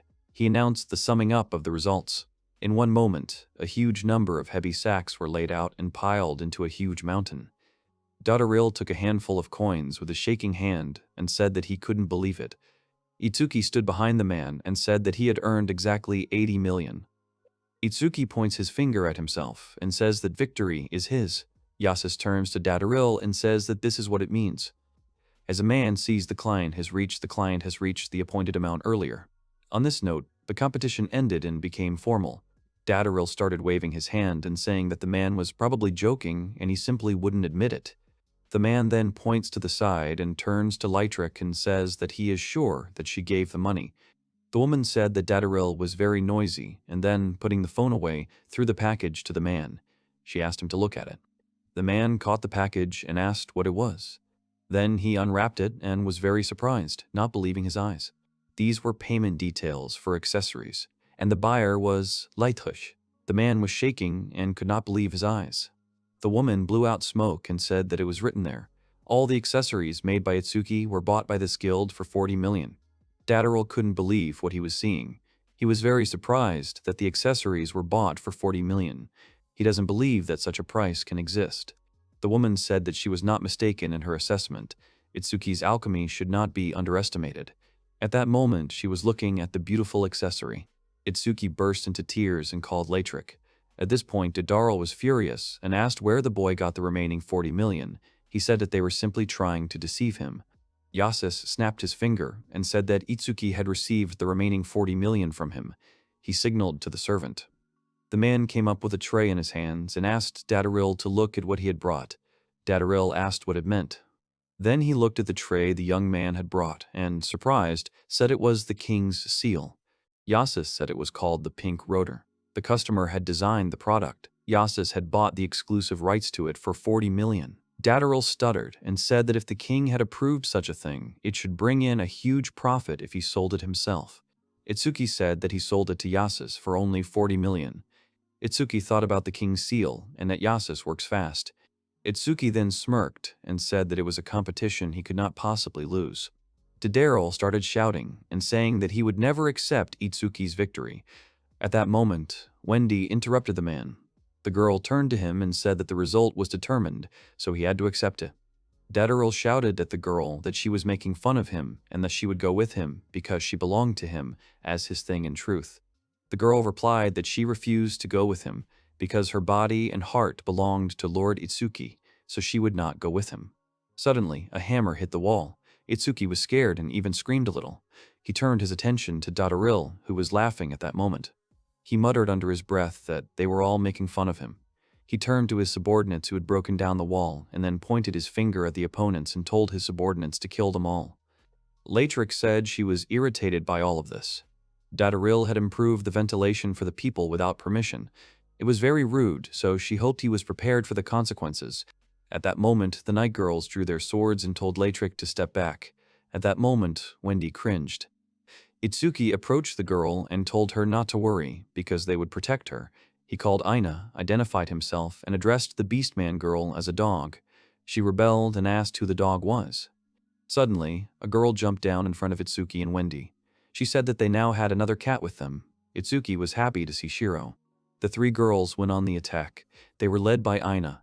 They rushed straight at the crowd of men who were also ready for battle. One of the men struck with his hammer, but Aina deftly blocked the blow with her sword. The other men were attacked by the beast girls. Itsuki was hugging Wendy. Then he asked the girl if she was scared. Even though he said that they would protect her, he was scared too. Itsuki laughed a little. He watches the girls fight and says that he is weak and has neither the strength nor the skills to fight. He does not want to fight and be rude. He thinks that he is an unreliable man, but he does not want to let go of this hand. He says, holding Wendy's hand, that he wants to be with her. The girl, having listened to the young man, began to cry tenderly.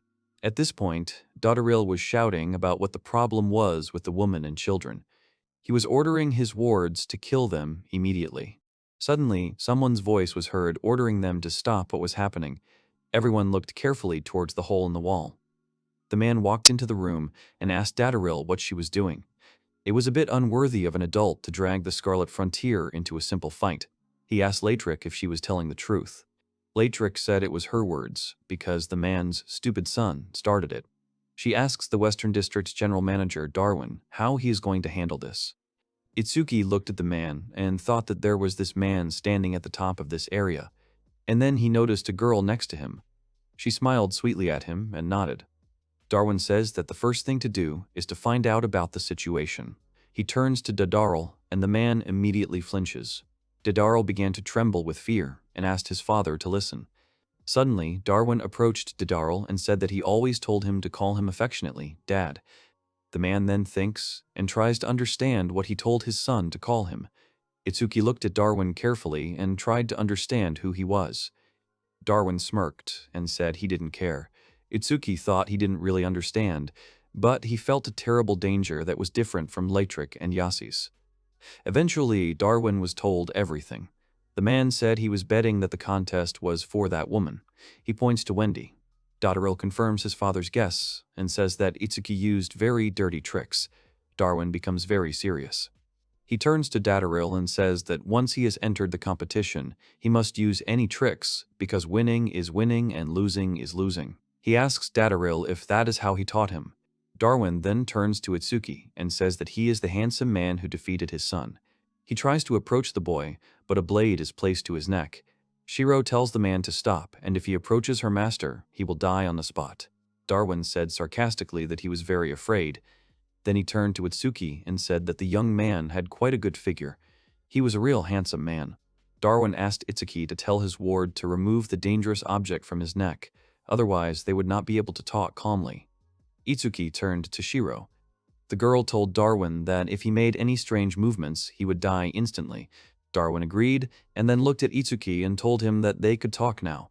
After a while, they all come into the room and sit down on the couches. Darwin puts his shoes on the table, and Itsuki looks at him tensely. Jasus and Latrick also came into the room. A maid came up to Latrick and asked the woman if everyone needed tea. Latrick replied that Darwin would be fine. Then Darwin said that he understood the gist of the story. That is, completely defeated, Dadarl went into a rage, and as a result of all this picture was obtained. Darwin turned to his father and asked him to listen. He asked if his father really believed the words of those people. Darwin asked Dotteril to stop talking about it, and said that he could not justify himself given the circumstances. Dotteril shouted that he was Darwin's son. Darwin said that they were not blood relatives, or better to say that if he was his son, he should not disgrace his parents and just die. Dotteril was very scared by the man's threatening look. Darwin said that, besides, he always said that if you want to win, you must die, and if you lose, you must accept it courageously. He turns to the girl standing behind him and asks Myra if he is right. The girl winks and tells the man, calling him father, that this is exactly what she heard. Darwin said that Dotteril had made two mistakes. First, he had found fault with Yasus's decision. Second, he had caused a quarrel with the Alchemists Guild. The immunity policy towards the Slave Trade Company and the Alchemist Guild is absolute. However, now that Dotteril has broken that rule, they must take some responsibility. He thinks about what they should do. He asks Itsuki about this, who is sweating and thinking that Yasis and Latrick should not leave him. He looked at Jasus and Latrick. Jasus said that he wanted compensation for the mental suffering caused by the violent scene, and, if possible, he wanted compensation for the interruption of work during the recovery of soul and body. Daryl asked Yasus how many tens of thousands of holes that would be. Yasus grinned and said he would discuss it later with his wife and send the bill to Darwin. Itsuki thought that mental suffering was something like that, which could not frighten the man. Then he thought about the fact that Yasus had a wife. Darwin put his hand on his head and said it was all pain. Then he turned to Latrick and asked the woman what was wrong with her. Latrick said she would start with the cost of repairing the destroyed wall, and as payment for the apology, she wanted the man's bank and one of his exclusive privileges. Darwin was very surprised, and then he sighed and said that he knew the woman would ask for that. He said that the bank was harsh, so he asked the woman to have pity on him. Latrick replied that a man could not even give her a say in financial decisions. Then she would be satisfied with a two-person system, but if he did not like it, she could file a petition for his son's secret trade. Itsuki is surprised and thinks to himself what this secret trade means. Mira explains that it is the secret trade of illegal substances through the pharmaceutical guild. She asks if the woman is really talking about that. Itsuki is very surprised and asks if he really heard correctly about illegal goods. Darwin exhaled and said that a person who does not distinguish correctness has a vulgar way of earning money. He turned to Didaril and said that even without today's mistake, he wanted to punish him soon. He started a willful business and ended up adding unnecessary trouble. Didaril was shaking all over. Darwin asked him if he really thought Darwin wouldn't notice this. For him, the punishment of the church would be enough to run away barefoot. Then he tells his charges to take Didaril to the mansion. They replied that they understood the man's order. Then he says that if Didaril runs away or kills himself, then they all understand. Itsuki thought that this guy is a real man. Darwin then turned to Itsuki and asked him what he should do for him. Itsuki replied that he had already received enough, so it was okay.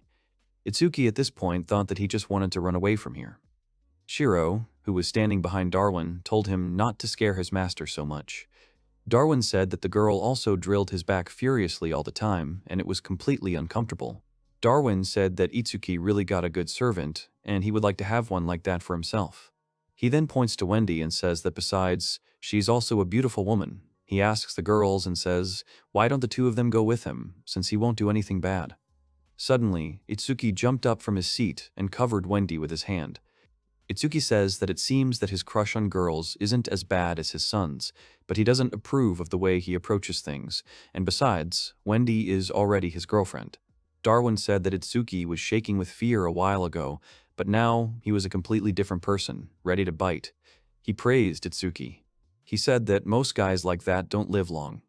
Itsuki said that he came here to do something interesting and fun, and until then, even if he gets killed, he won't die. Darwin said that the boy was a vagabond, and that was very interesting. Itsuki replied that, first of all, if we were to talk about an apology, he refused. Didaril would get a punishment, and that was all he needed. Latrick turned to Itsuki and said that it was no longer a question of accepting or not. She did not know how it was in the place he came from, but this place also had its own manners. An apology won't work unless you accept the person's apology so as not to leave lumps in each other's eyes. Darwin added that this is why if he can do anything, he should just say it. Then he puts his hand on his daughter and asks, how about marrying Mira? She is a very good woman. Itsuki is very surprised. Mira smiles and says that Itsuki is an interesting and generous person, although she doesn't know if he will be satisfied with her. Itsuki responded, apologetically, that he thought someone like him was not suitable for a man's daughter. They had no relationship this time, so he declined.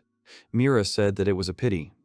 Latrick told Itsuki not to think about it so seriously and just say what he wants right now. Itsuki thought about what he wants right now and said that if it really is anything, then he wants to ask for one thing. After some time, the young man drinks the tea that Rit brewed.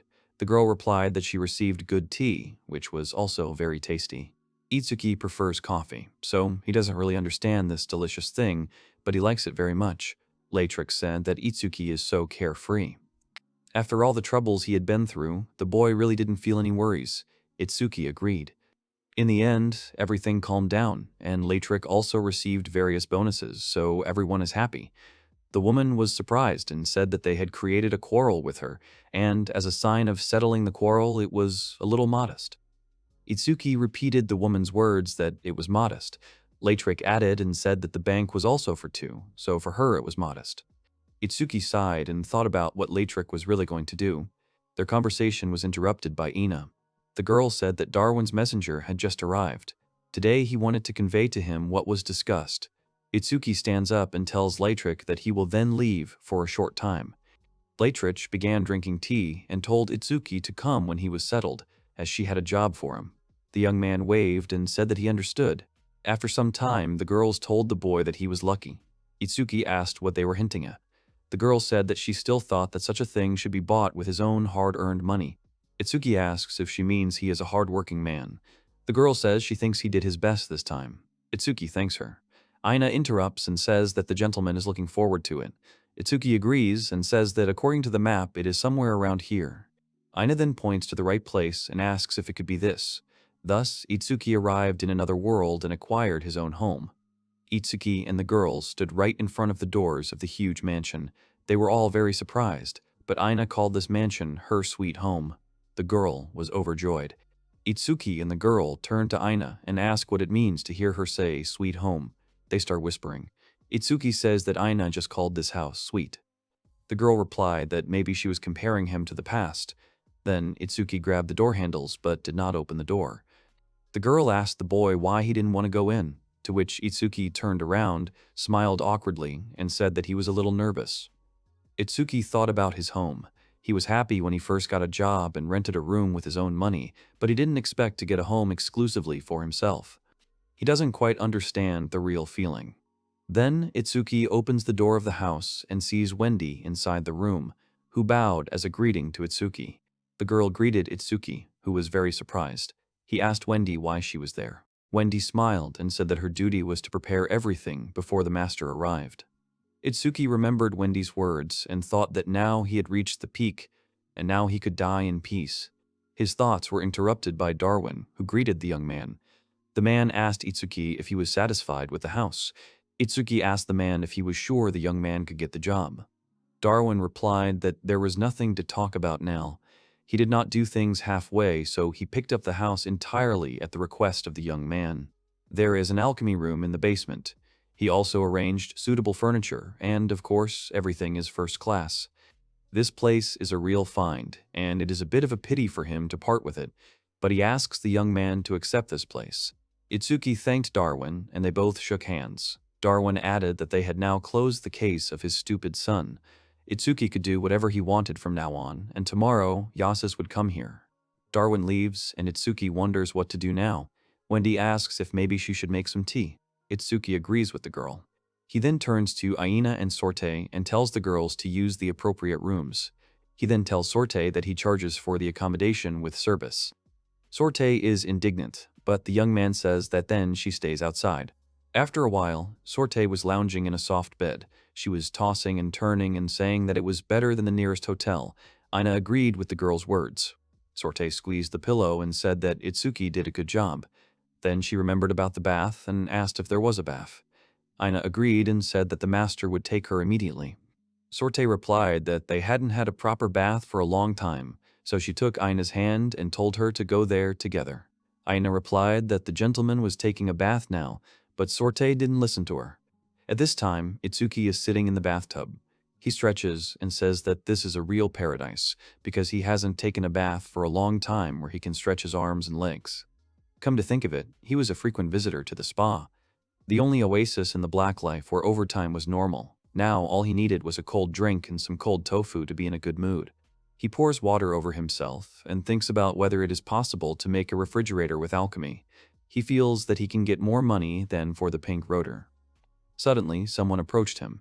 Itsuki turned around and saw Wendy, who asked the boy if she could rub his back. Itsuki was scared and immediately started covering himself. The boy asked Wendy what she was doing there. Wendy replied that she came to rub the boy's back. After a while, Itsuki sat there all embarrassed.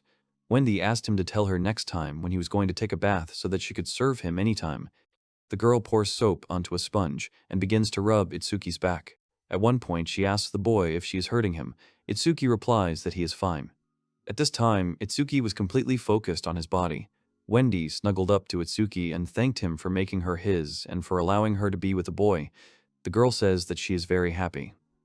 At this point, they are interrupted by Sorte, who asks Itsuki how long he will take to bathe, since it is their time now. Aina asks Sorte not to be so rude. At that moment, they saw a picture of Itsuki and Wendy close to each other. Sorte, with a shaking hand, began to tell Itsuki that he was just a scoundrel. Itsuki told Sorte that it was just a misunderstanding. At that time, the girl took a basin and began to cover Aina's face so that she would not look at it. Otherwise, she would defile her eyes. Aina silently turned around and walked out of the bath. Sorte started to mock and said that Aina hated Itsuki, although he deserved it. Itsuki started to say that nothing happened and Wendy was just washing his body. At that moment, Aina entered the bathroom wearing only a towel. The girl apologized to the master and said that if the master was taking a bath, then the servant's duty was to help with this, so she wanted to help too. Aina apologized to Wendy for dumping all the work on her without thinking twice. Sorte asked Aina not to worry about unnecessary things, and she told Itsuki to get out of the bathroom. Aina wanted to get closer to Sorte and said that she wanted to do her duties, but suddenly the girl slips on the remains of soap and falls to the floor. The towel flies off her body. Aina was embarrassed and immediately began to close it, and Sorte at that moment hit Itsuki and shouted at him not to look. Itsuki thought about his wonderful rest in the bath, which was ruined. At that moment, voices were heard in the corridors of Darwin's house. Someone was regretting the incident with the Darl, but that was, in fact, something they had to deal with, even if it meant disturbing their dear father. Mira said that Dharma didn't need to worry about it, because Dadaril had ruined their reputation. Anyway, the foster father took up the matter personally. Dharma agreed with the girl's words. He said that, however, Dadaril was truly a foolish man, since he had forgotten his father's kindness. Mira asked how long they would continue to talk about the one with whom it was finished, since this conversation was no longer interesting. Dharma apologized to Mira and said that if we talk about interesting things, then the current key figure is more interesting. Mira replied that he was a very funny man. Dharma replied that he also wanted to meet this young master of the Alchemist Guild. The next morning, Shiro stood on the roof of the mansion and carefully watched the birds that had arrived. Then she came into the house and started wagging her tail. The girl started sniffing and smelled a familiar scent. She walked up to the door and opened it slightly. The girl saw a room with a large bed on which Itsuki was sleeping. The girl called the owner. Itsuki said in his sleep that he would redo the document by the end of the week, so he apologizes and says not to joke with him about this file.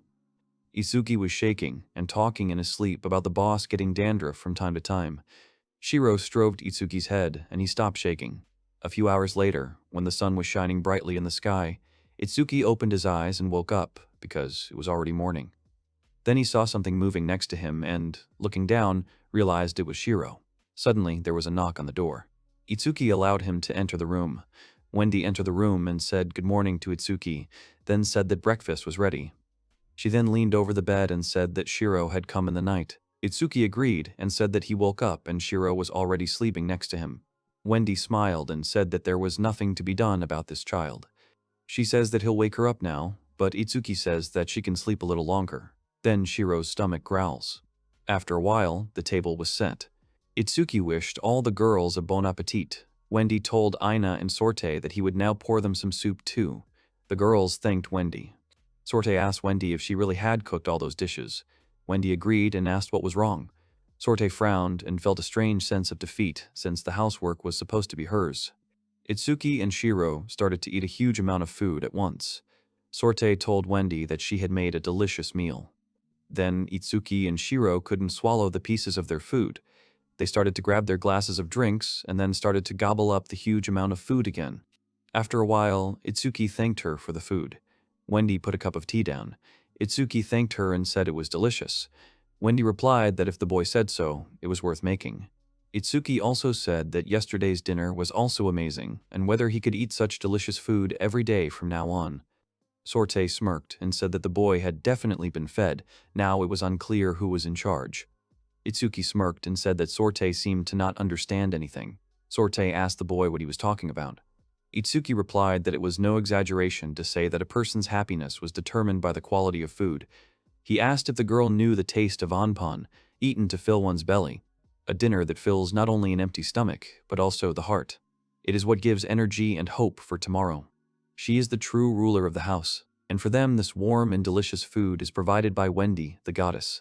Shiro then turned to Wendy, who was washing the dishes, and said that she had brought the plates. Wendy thanked the girl. Shiro stared at Wendy, who noticed Shiro's gaze. Shiro said that Wendy had changed a little. The food tasted better than when she had it at Yasise's. Wendy was surprised, then smiled and asked if that was really true.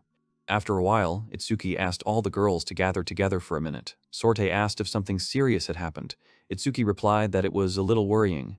He wants to reward the girls and thank them somehow, so he gives them boxes with jewelry and asks the girls to take them. He gave Aina beautiful earrings, Sorte and Wendy beautiful brooches for their clothes, and Shiro he gave bell-shaped hairpins. Itsuki said that although they were homemade, this was how he expressed his gratitude. Then Itsuki starts fidgeting. Sorte asks the boy why he is so nervous. Itsuki says that it is very embarrassing to give gifts facing each other, so he feels awkward. Aina was embarrassed and thanked the gentleman. Wendy said that she would treasure this gift. Shiro jingled her bells sweetly, and Sorte also awkwardly thanked the young man. After a while, Itsuki asked Sorte and Aina if they were really leaving already, since they could rest a little longer. Sorte replied that they couldn't do that. With the next task, they would pay off their meaningless debt. Then they will be free. The girl says that from a domesticated dog she will return to a free wolf. Suddenly, Itsuki asked the girl for her paw, and she immediately gave it to him. Sorte realized her mistake and immediately began to cry at Itsuki. The young man turned to Aina and told her not to be reckless and to take care of themselves. Aina said that she understood. Itsuki wished the girls a safe journey. Sorte told Aina that they would end it this time. Aina replied that it seemed the girl was right. Sorte replied that it was no time to laugh. They had to do something before Renki returned. If she found out that they had become servants to a man, they did not know what she would do. Aina said that Sorte is worried about the master. Sorte denies this and says that in any case, we must move forward cheerfully. That afternoon, in the presence of Yasus, a contract ceremony was held with Wendy and Shiro. Contract seals appeared on the girls' hands. Yasus told Itsuki that he didn't think I would be pushing a servant to a contract, like a woman pushing her husband to marry. He still had a lot to learn as a merchant. Itsuki apologized for the man having to come specially. Yasus thanked Itsuki for buying Wendy and Shiro. Itsuki apologized for Shiro as he forced him to buy. Yasus says that he is sure that the boy will need this girl. Itsuki agrees and says that it is so. If anything else happens, he asks the man to let him know. After a while, Itsuki was sitting on the grass enjoying the fresh air. Wendy came up to him and said that it was almost time for dinner. The girl then asked the boy what he was doing here. Itsuki replied that the garden here was spacious, so he was thinking of making a field here. Wendy asks what the field means. Itsuki agrees and says that when he came here, he had such a thought. Wendy asks the young man if he has worked in the field before. Itsuki says no and says he wanted to try. He will grow vegetables, and Wendy can grow flowers and decorate the house with them. Shiro will hunt in the mountains. They can also all go fishing together. And then they invite Aina and Sorte to visit. Shiro wakes up and asks the owner what he is talking about. Itsuki says that the three of them should live happily. Shiro hugs Itsuki and says that she is happy with the owner. Itsuki agrees and says that Shiro is very cute. Itsuki thinks that being happy in this place is what he wants right now. After some time, Wendy comes to the young man and says that guests have arrived. Itsuki is very surprised that guests have arrived. Dharma and Mira came to him. The young man greets him and says that he is one of Darwin's children, and his name is Dharma. It is a great honor for him to meet the young master. Itsuki was surprised when Dharma called him young master. Dharma continued to smile, and Itsuki thought about why this handsome guy was smiling like that. It was a little annoying. After a while, Wendy brings a tray with cups of tea. Dharma thanks the girl. He says that he will introduce himself again. He is one of Darwin's adopted sons, and his name is Dharma. From now on, he is glad to meet the young man. He is in charge of construction and design work under his adoptive father. Itsuki wanted to introduce himself, but Dharma said that he is Latrik's apprentice. He heard that the young master sells well. Itsuki thought that Dharma reminded him of a pushy, frivolous sales guy. Itsuki asked the man what business he was on. Dharma apologized to Itsuki and said that he got a little carried away. Today, he came to express his gratitude and apology to the young master. Itsuki asked what gratitude and apology Dharma was talking about. Dharma agreed and said that he was referring to the incident with Dadarl. The man had caused the boy a lot of trouble, and he sincerely apologized for it. Itsuki asked what happened to Dadarl, although he was not particularly bothered by it. Dharma asks if Itsuki wants to hear. Itsuki apologizes and says he doesn't need it after all. Dharma says it's a good choice. Itsuki thought about how both were adopted sons, and there was such a difference between them. He wondered what criteria that uncle used to choose. Dharma said that they didn't need to worry about this person at all. Rather, they got rid of him without consequences, so he wanted to thank the young master. Itsuki said that he had already made a deal with Darwin, so he didn't need to thank him. Itsuki thought about what they got rid of there. Dharma said that this would not do. He wanted to thank the young master from the bottom of his heart. Itsuki asked if it would be better to stop calling him young master. Mira told Itsuki to be careful because Dharma doesn't like girls very much. Itsuki made a stony, manly face. Dharma told Mira not to do that because it's not that he likes men, it's that he likes people who are better than him. Besides, his father comes first. The young master is currently third in line, so he asks Itsuki not to worry. Itsuki mentally asked Dharma to stop. Mira interrupted them and told Dharma that father said that the young master was for her, so he shouldn't be so casual. Dharma apologized to the girl. Itsuki thought that Dharma had such an annoying level of a handsome guy. He doesn't like girls, so it's just a waste of that face. Dharma said he doesn't like to force against his will, but someday Itsuki will understand. Then he can come to his house. Itsuki said he'll never come. After a while, they went out into the courtyard. Dharma asked Itsuki how he liked the house and if he had any complaints. Itsuki said that everything was fine, so he had nothing to complain about, and Dharma should not worry. Dharma smiled and told Itsuki that he was being very careful. Mira added and asked Itsuki how he found the ease of using the bathroom. Itsuki said that this bathroom was very nice. Mira said that she designed this bathroom. Itsuki asked if that was true. Mira agreed and said that while working, she sometimes listened to the preferences of other tramps. For the satisfaction of the young master, she did her best. Itsuki said that the Japanese are very particular about their baths, so he said that this was simply brilliant work. Mira replied that this was very pleasing. Mira asks the boy to tell her when he goes out into the city, she will take him to a place where other vagabonds liked. Itsuki thought that this girl seemed to be from a good family, but why was she adopted by Darwin? Dharma says that he apologizes now, but it's time for them to go. If they need anything, he can feel free to ask. Itsuki thanks Dharma and Mira. Itsuki then said that the guests were very tiring.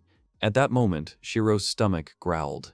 Itsuki apologized to the girl and said that she was hungry. Shiro also said that she was hungry. Itsuki took Shiro's hand and said that he was wondering what was for dinner tonight. Shiro said that Wendy seemed to be grilling a large meat. After some time, Itsuki, Shiro, and Wendy were sitting at the table enjoying dinner. After dinner, Itsuki sat in a chair and said that he ate too much and could not fit in it anymore. Wendy interrupted Itsuki's thoughts and said that she had prepared a bath and if the boy wanted to take it. Itsuki thanked Wendy. The girl said that she would also come later. Shiro raised her hands and said that she would also take a bath with the master. After a while, they come to the bathroom. Itsuki starts to soap Shiro's hair. Itsuki joked and called Shiro a visitor and then asks if she itches behind her ear. Then he rinsed the shampoo out of the girl's hair. Shiro began to shake herself off. Itsuki asked her to stop and then go and warm herself in the hot water. Shiro started running to the bath. Itsuki said that if she ran, she would fall. Then Shiro jumped straight into the water. Itsuki thought that even though she was a cat, she could swim without any problems. Itsuki then asked Shiro not to swim in the bath, but the girl did not pay attention to him because she was busy with something else. Then he asked if Shiro was feeling well. The girl replied that she enjoyed taking a bath. At this time, Wendy was taking off her clothes to take a bath too. Itsuki had already climbed into the water and was enjoying the beautiful water with Shiro. He said that Shiro should sit properly up to her shoulders and warm up. Then Wendy enters the bathroom. The girl washes herself. Then she approaches Itsuki, who doesn't even look at the girl. She apologizes for disturbing him. Wendy sits down in the bathtub. Shiro suddenly felt hot and said that she was leaving the bathtub. Wendy and Itsuki were left alone. Wendy breaks the silence and apologizes to Itsuki, then asks if she can come to the boys' room today. Itsuki agrees. After some time, the young man was lying in his bed when suddenly someone knocked on his door. Itsuki allows the newcomer to enter. Wendy enters the room in her nightgown and apologizes to Itsuki for disturbing him. After a while, Itsuki was sitting on the bed next to Wendy and telling her that after he got his salary, he always went to that restaurant. Their cutlet and rice, as well as the meat dishes, were simply delicious. He wanted Wendy to try them too. The girl said that if the gentleman told her the recipe, she might be able to make something similar, although it probably wouldn't taste the same. Itsuki says that's probably true, but he'll still try her making this dish next time. Then there was a pause. Itsuki thought that for some reason he remembered his first date, where there were also long pauses between him and the girl. Wendy then takes the young man by the hand and tells him that he does not need to be so polite because she is only his servant. Itsuki interrupts the girl and says that he really likes Wendy, and then Itsuki asks Wendy if she likes him. Wendy agrees, then clasps her hands and says that she likes the gentleman very much. Itsuki is unlike any man she has ever met. It doesn't matter that she is a servant and there is a contract. As long as she is with this man, she asked the young man to make her his woman. Wendy lay down on the bed, and Itsuki looked down at her. Then they moved closer to each other, and their faces turned very red. Suddenly, the door opened, and Shiro entered the room. The girl had entered the wrong door, and it was not the toilet. Shiro approached Wendy and Itsuki and asked what they were doing. Itsuki tried to get out of it and said that Wendy wasn't feeling well, so he was looking after her. Shiro asked if that was true and if Wendy was okay. Itsuki said that Wendy was completely fine now, and then said that he would take the girl to the toilet. Wendy was left alone in the room. The next morning, Itsuki was looking at the sun and thinking about how he couldn't sleep after all. Shiro came up to him and said that Wendy said breakfast was ready. After some time, the young man had breakfast. Wendy asked him if he wanted more soup. Itsuki agreed and asked for more soup. He and Wendy were very embarrassed. Itsuki said that he would go to Latrick for a short time today. Wendy agreed with the young man. After a while, the young man got ready and told the girl that he was going. Wendy told the young man to be careful. Itsuki turned around and walked away, then took the girl by the shoulders and said that next time he would do everything right. Wendy was very embarrassed. Itsuki left the house and waved goodbye to the girl. Wendy smiled and wished the boy a safe journey. Itsuki ran off to do his business with an awkward smile on his face. After some time, Itsuki comes to the Alchemist's Guild. Latrick examines the potion and says that it is not bad and its quality has increased. Now the young man can try to make a higher level potion. Itsuki agreed. Latrick smirked and said that the boy's answer was very weak, and then asked if he was really tired of being surrounded by cute slaves. Itsuki laughed awkwardly. He then told the woman everything, and ended with Shiro coming in and everything ending in nothing. Latrick asked if the boy had returned to his room. Itsuki replied that he was very confused. Latrick said that the boy was simply the worst, and that was usually the reason for divorce. She called Itsuki a stupid boy and added that he left a woman on the bed who was ready for this, because he was a man after all. She then calls Itsuki to follow her, and then asks if the boy is busy. She says that she will now give a lecture, and then pours something into a glass. The woman asks to drink this first. Itsuki was surprised that he would drink something now. Latrick said that if he could tell about it sober, she would serve tea. The young man answered that everything was fine. He then said that Wendy had told him that she liked him, but at that moment he thought for a moment that it was her true feelings or just a slave's response. Latrick said that the young man had dared to go against the Adventurers Guild and Darwin. However, he was worried about small things now. The boy replied that if he hugged her with such feelings, he would probably hurt her.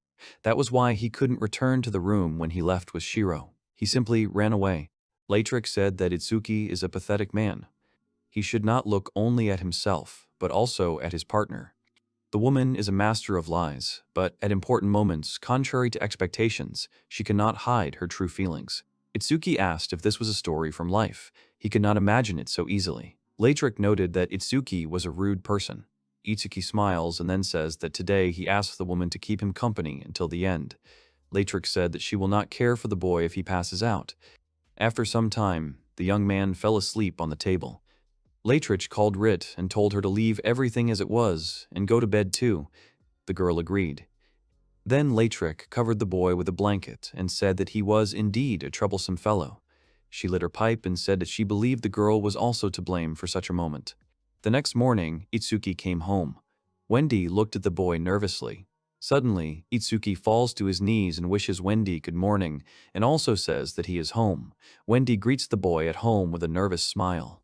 After a while, Wendy handed Itsuki a cup of tea and said that she had made it a little stronger, and hoped that the boy would come to his senses. Itsuki thanked the girl. Shiro asked Itsuki what he did since Wendy looked so angry. Itsuki thought that even though he said something like that but returned home in the morning, it was just a grudge. Shiro then asked if the boy was working today. Itsuki agreed and then said that there was still time before the next potion delivery, so he wasn't too busy today. Shiro asked if the boy could play with her today. Itsuki then says that he has a small request for Shiro and then looks at Wendy and says that he will probably help Wendy today after all. The girl with an indifferent look told the boy not to worry because she could handle it herself. Itsuki realized that it didn't work and Wendy's eyes didn't look very happy. Wendy pouted and started to leave the room. Itsuki tried to talk to her, but she didn't pay attention to him. Itsuki grabbed his head with his hands and Shiro started to calm him down. Wendy walked down the hallway, then sighed and said with tears welling up in her eyes that she had been waiting for the master.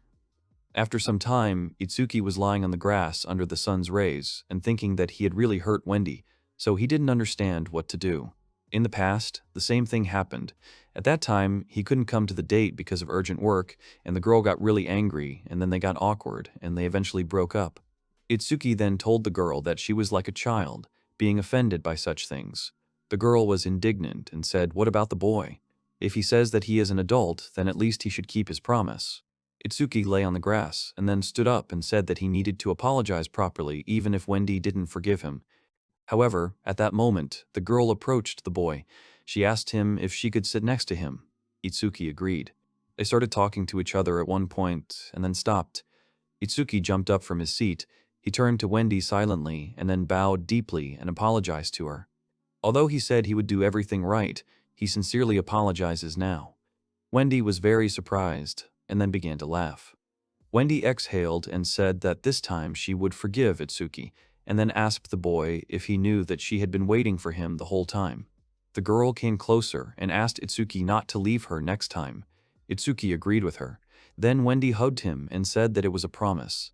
Itsuki thought that Wendy had forgiven him, but then Shiro interrupted them and asked how Itsuki was doing with Wendy and if they had made up since she was hungry. Wendy said that she would prepare dinner right away. Itsuki replied that Shiro could join him for a while after dinner. Sometime later, after the meal, Shiro and Itsuki were clearing away the dishes.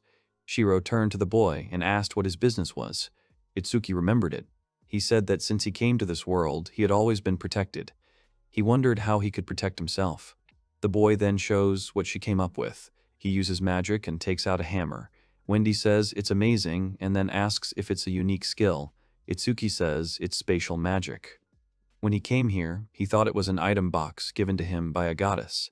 Hayato, his friend, gave him a magic bag, so he had no chance to use it. But recently, he leveled up and tested it. He activates spatial magic and uses a shield. Wendy doesn't understand what happened, and then Itsuki asks her to try touching him. Wendy touches him and realizes that it is some kind of invisible wall. Itsuki agrees and says that he can create transparent walls. He can use this to protect himself. The boy turns to Shiro and asks her to strike with this weapon. Shiro asks if the boy is really sure about this. Itsuki agrees and asks her to try with all of them. Shiro says that she starts and then suddenly attacks the boy. Itsuki realized that his wall was able to protect him. He then asks the girl to start attacking continuously. Shiro agreed and started attacking. Suddenly, Itsuki's wall crumbled. Itsuki says that means there is a limit to its durability, although that makes sense since unlimited use would be cheating. He then asks, how about a magic attack? Wendy interrupts him and says that she has learned most of the magic. If the boy wants, she can help with that. The boy is surprised and asks the girl to use magic. Wendy says that she will start and then casts a spell. Itsuki was ready for battle. Wendy used water shot and Itsuki's wall cracked even faster and then completely shattered. The boy was splashed with water. Wendy asked if Itsuki was okay. Itsuki said that everything was fine. His barrier can handle both physics and magic, but its durability against magic is a little low. However, he has this. At least he can protect himself if something happens. Itsuki was happy and said that they were going to the city tonight. And, in gratitude for the company, he will treat everyone in the evening. Shiro was very happy. At that moment, Aina and Sorte were fighting the monster. Sorte shouted to Aina that the monster was coming straight at her. Aina agreed and drew her sword. In an instant, she lunged forward and pierced the beast with her blade. Sorte then cut off the monster's horns and said that they had collected most of the materials in this area. Aina called her and said that the food was ready. Sorte tastes the food and says that it is better than yesterday. For starters, it is drinkable. Then Sorte told Aina that she didn't have to force herself to cook something complicated, because cooking normally wasn't that bad. Aina told Sorte that it wouldn't work. She, as a woman, is unlikely to be able to satisfy the master's needs. At least she wants to be useful in other matters. Sorte asked why cooking. Sorte thought about what she would say to Renge if she saw the current Aina. At this time, on the second fortress wall, a girl asked the guards to let her through because she had important things to do. The man refused and said that a message had come from the border fort. Even if she came, they should not let her in. The girl asked the reason for this decision. The man said it didn't matter how long, but that was it. The girl's name was Renge, and she said she had said several times that she had no money. Renge said that she was in a hurry, so she asked the guards to let her through. The sufferer replied that he would repeat himself, that they could not let even Renge through this time. The girl got angry. Then she pointed to the side and told the guards to turn around. The guard doesn't notice anything behind him and then turns right to Renge. The girl hits the guard on the head. He falls, and the girl runs straight to the gate. The second guard starts whistling into the scroll. Renge turned to Aina and Sorte and asked them to wait because the girl was already on her way to them. At this time, Itsuki was walking around the square and suddenly noticed something strange, similar to a potato, but this creature was walking. Itsuki said that there was some strange thing walking around. Wendy said that it was moi. It must have escaped from some store. Itsuki asked the girl what moi was. Wendy said that it was a vegetable. Itsuki was surprised and asked if the vegetables here really walked. Wendy agreed and said that most of them did. She then asked if the vegetables in the master's world really didn't walk. Itsuki agreed and said that there probably weren't any walking vegetables, but at least there were fast-footed fish. Wendy was happy and said that it was very interesting. At that moment, Shiro grabbed Moi and started chewing on him. The girl told the owner that she was very hungry. The young man told the girl that it was quite disgusting. He patted Shiro on the head and apologized, then asked Shiro if she wanted to eat. Shiro said that she was very hungry. Itsuki said that everything was decided and they would eat meat, and also said that he would feed the girl until she was full. Itsuki asked Wendy if she knew a good restaurant here. The girl agreed and told the young man to rely on her. They set off. Itsuki held Wendy and Shiro's hands, and when he and Wendy exchanged glances, they became embarrassed. Then they arrived at a restaurant and ate their fill of delicious food. Already at night, the guards patrolled the city and chased Renge. The girl ran and said that the guards pestered her very much. She jumped from the roof. At that moment, Shiro said that she wanted to eat more. Itsuki was surprised that such a small body could fit so much. Renge was flying right above Itsuki and yelling at him to move aside and watch out. Itsuki turned around and, in an instant, Renge kneed him right in the face. They fell, knocking over the barrels nearby. Shiro took out her dagger. At that moment, the guards ran up and told the girl not to move and stop running away from them. She bared her claws and said that if they came any closer, Itsuki would not remain in one piece. The girl whispered to the boy, apologizing that she wanted the boy to help her, at least a little. She asked him once more to help save her comrades. Wendy became afraid and called Shiro and then the master. Itsuki said he was fine, so he asked Shiro to take Wendy home. The young man smiled. At that moment, the guard shouted at the girl not to cause herself any more crimes.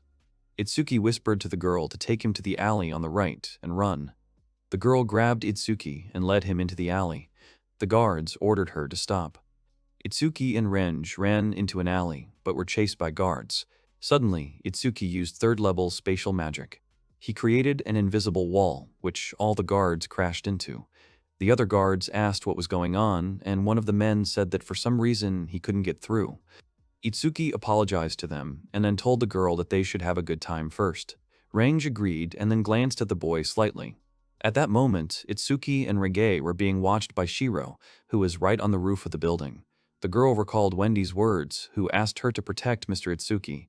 Shiro jumped off the roof and said that she knew everything herself. After some time, Itsuki and Renge were in a place very familiar to the young man. The girls were very kind and greeted the men.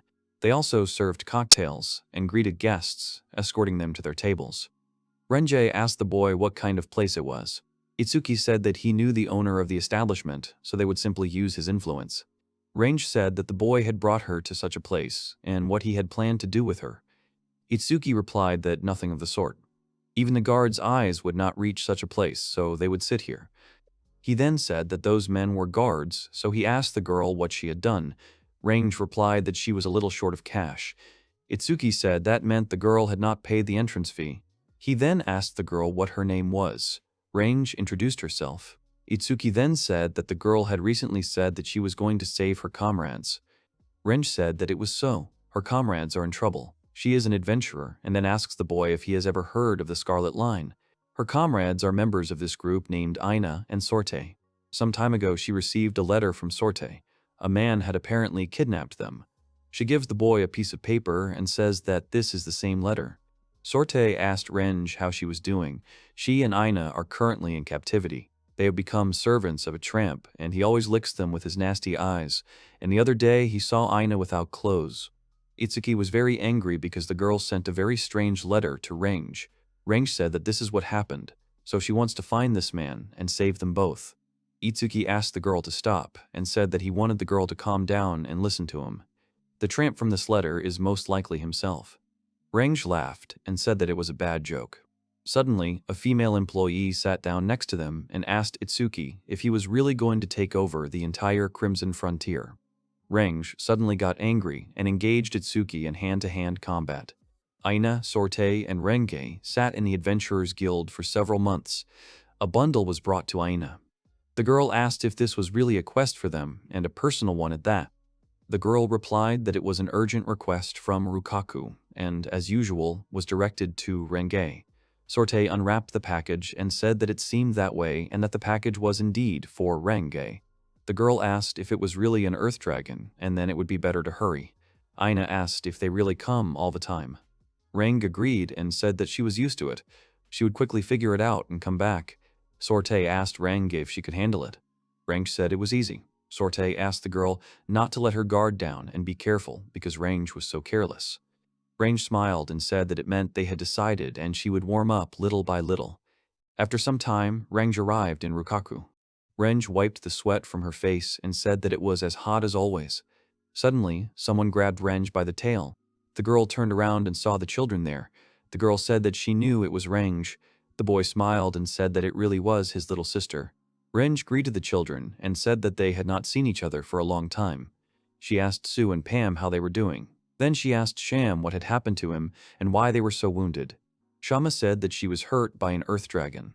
He was returning home after trading with his dad and the dragon attacked them.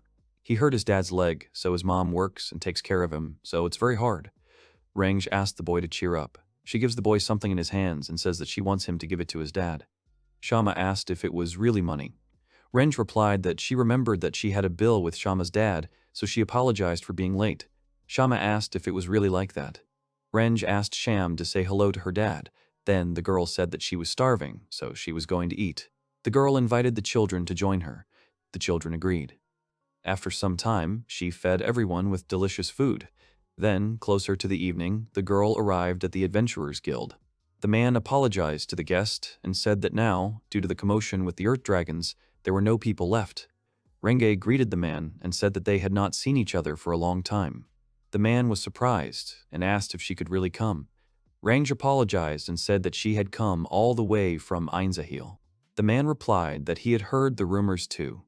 Range apologized to the man for disturbing him right away, but she needed some equipment and information. The man agreed and said that the earth dragons appeared about 3 months ago. Maybe they survived the last time, or there were eggs left. They had local adventurers and a self-defense group to destroy them. However, despite this, the skin of the earth dragon is so hard that normal weapons have no chance. When they are sated from attacking people, they dive under the sand and sleep until the next hunt. It is almost elusive, and they will not be able to cope with it. Renji watched them and thought that there were probably 3 of them. They were last seen 5 days ago in the southern oasis. That was all the information. Renj said that it was right that she came here alone. Aina would have endured, but Sorte would have been in a very bad mood in such an ambush. She watched the mannequin hanging on a tree branch. Suddenly, there was some kind of storm under the mannequin, from which an earth dragon emerged. The monster examined the mannequin and did not understand what it was. Renj said that 3 days of waiting, and finally the first dragon appeared. She rips off her cloak and says that it is time for punishment. The girl calls the dragon a common lizard. This time it is his turn to be eaten. The girl enters into battle with the dragon. At this time, Aina came after her bath and told Sorte that the bath was free. The girl said that she would finish it and go. Aina asks if it's really a letter. Sorte agrees and says that they've been through a lot too, so she decided to tell Renga about it and what's going on. Sorte looked out the window and said that she hoped Renge was okay. At that moment, the girl was fighting the Earth Dragon. The dragon swings its tail. Renge dodges it with skill, but at one point she misses a blow. The girl jumps aside and says that the dragon's defense is very strong after all. Then the girl says that she will be serious from now on. The girl makes a dash and attacks the dragon, causing damage to it. The girl hits the dragon between the stones and takes out something slimy from there. The dragon was killed. Range wiped her face and said that there were 2 dragons left. 2 weeks later, Range was bathing in an oasis. The girl returns to the village and says it took longer than she thought. The children added that it was simply amazing. Beat the Earth Dragon alone. Everyone in the city is very grateful to Renge. Shama said that his father will also be able to walk soon, and all thanks to Renge. The girl said that it was good. Then Range comes to the Adventurers Guild. The guild leader says that the girl really saved everyone. The girl says that it's nothing special and that it's also her job. The man apologized to the girl and said that he couldn't prepare much money now. He would send it to the girl's guild later.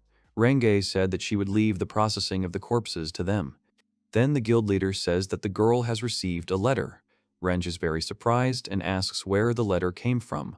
The leader replies that it came from Einzahil. The girl realized that the letter was sent by Sorte. She began to read it and then ran out of the guild in anger. The guild leader asked what was wrong. Range apologized to the man and said that she had urgent business, so she would come back next time. The guild leader said that the girl was very busy and that she had forgotten the letter sheet. At that moment, the girl ran and begged Aina and Sorte to wait. She was saying that she would definitely destroy this man. At that moment, she wanted to hit Itsuki, and the young man covered his head with his hands. Suddenly, Shiro appeared between them and told the girl that it was enough.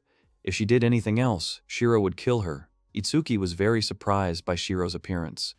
Range ordered Shiro to get away, but Shiro protected Itsuki. Range threw a punch, but Shiro defended herself with her blade. Range told Shiro that she was in the way. At that moment, the patrons of the establishment became very scared because the situation was quite dangerous. Then the men ran up to the girls and asked what they were doing. Renge was distracted, but at that moment Shiro disappeared from her field of vision, and the next moment Shiro appeared from the side and was already swinging her sword. Range tried to defend herself, but suddenly Shiro's dagger crumbled from the girl's hands. The next moment, Shiro used her leg to attack. Range grabbed Shiro's leg and said that she was really in the way. Range then threw Shiro aside. Shiro flew straight towards the female employee. The girl turned her back and screamed. At that moment, Shiro landed softly on her back and also softly jumped away from her. Range told Shiro that she had paid for it since she was a good target. The girl swung her fist, but Shiro very deftly pushed off the girl's hand and jumped over her. Shiro then flipped in midair and delivered a kick to the back of Runga's head. She then landed and Runga was sent flying. Shiro was beside herself with rage. She unsheathed her claws and said that she would kill Range. Itsuki took the girl's hand and told Shiro that she was Aina and Sorte's comrade. Range said that Aina and Sorte are her comrades, so she will save them both. Itsuki told Shiro that they will run away. He thought that it was useless to say anything now. In any case, he needed to contact Aina and Sorte and ask them to explain the situation. At that moment, Range threw the table straight towards Itsuki. Shiro grabbed him by his clothes and pushed him aside so that the table would not hit the boy. The girl said that she would hold Range back, so the master should run. Shiro said that everything was fine and she probably wouldn't kill her. Itsuki apologized to Shiro and said that he was counting on her. The girl rushed away, but Range activated a magic seal and said that she would never let him go. In an instant, a multitude of spikes appeared around her. Shiro was able to defend herself, but the line of spikes reached Itsuki and injured him. Itsuki fell and clutched his wound. He thought about how it hurt and then found blood on his hand. Itsuki cringed and wondered if it was really his blood or why it hurt so much. Shiro ran up to her master and told him to hold on. Range ordered Shiro to get out of the way, but the girl didn't move. In an instant, Yasus appeared and said that it was enough. The herd of knights that surrounded Range caught up. At this moment, Shiro was sitting next to Itsuki. Yasus said that when he heard that the client was in danger, he rushed here immediately, and it was a little bad. At this moment, Wendy was pushing her way through the knights and asking them to get out of the way. Seeing Itsuki wounded, she became scared and asked Itsuki to hold on. Itsuki was writhing in pain. Yasus asked Wendy to calm down and told her to give the boy first aid for now. He then handed her a bottle of potion. Eve opened the bottle of potion and asked the gentleman to be patient a little longer while she treated the wound. At this point, Range was surrounded by guards. One of the guards said that from now on, the girl was under arrest. She must not offer useless resistance. At that moment, the girl raised her leg, but was ordered not to move. Suddenly, a magical seal appeared right under the girl's leg. She used sticky mud.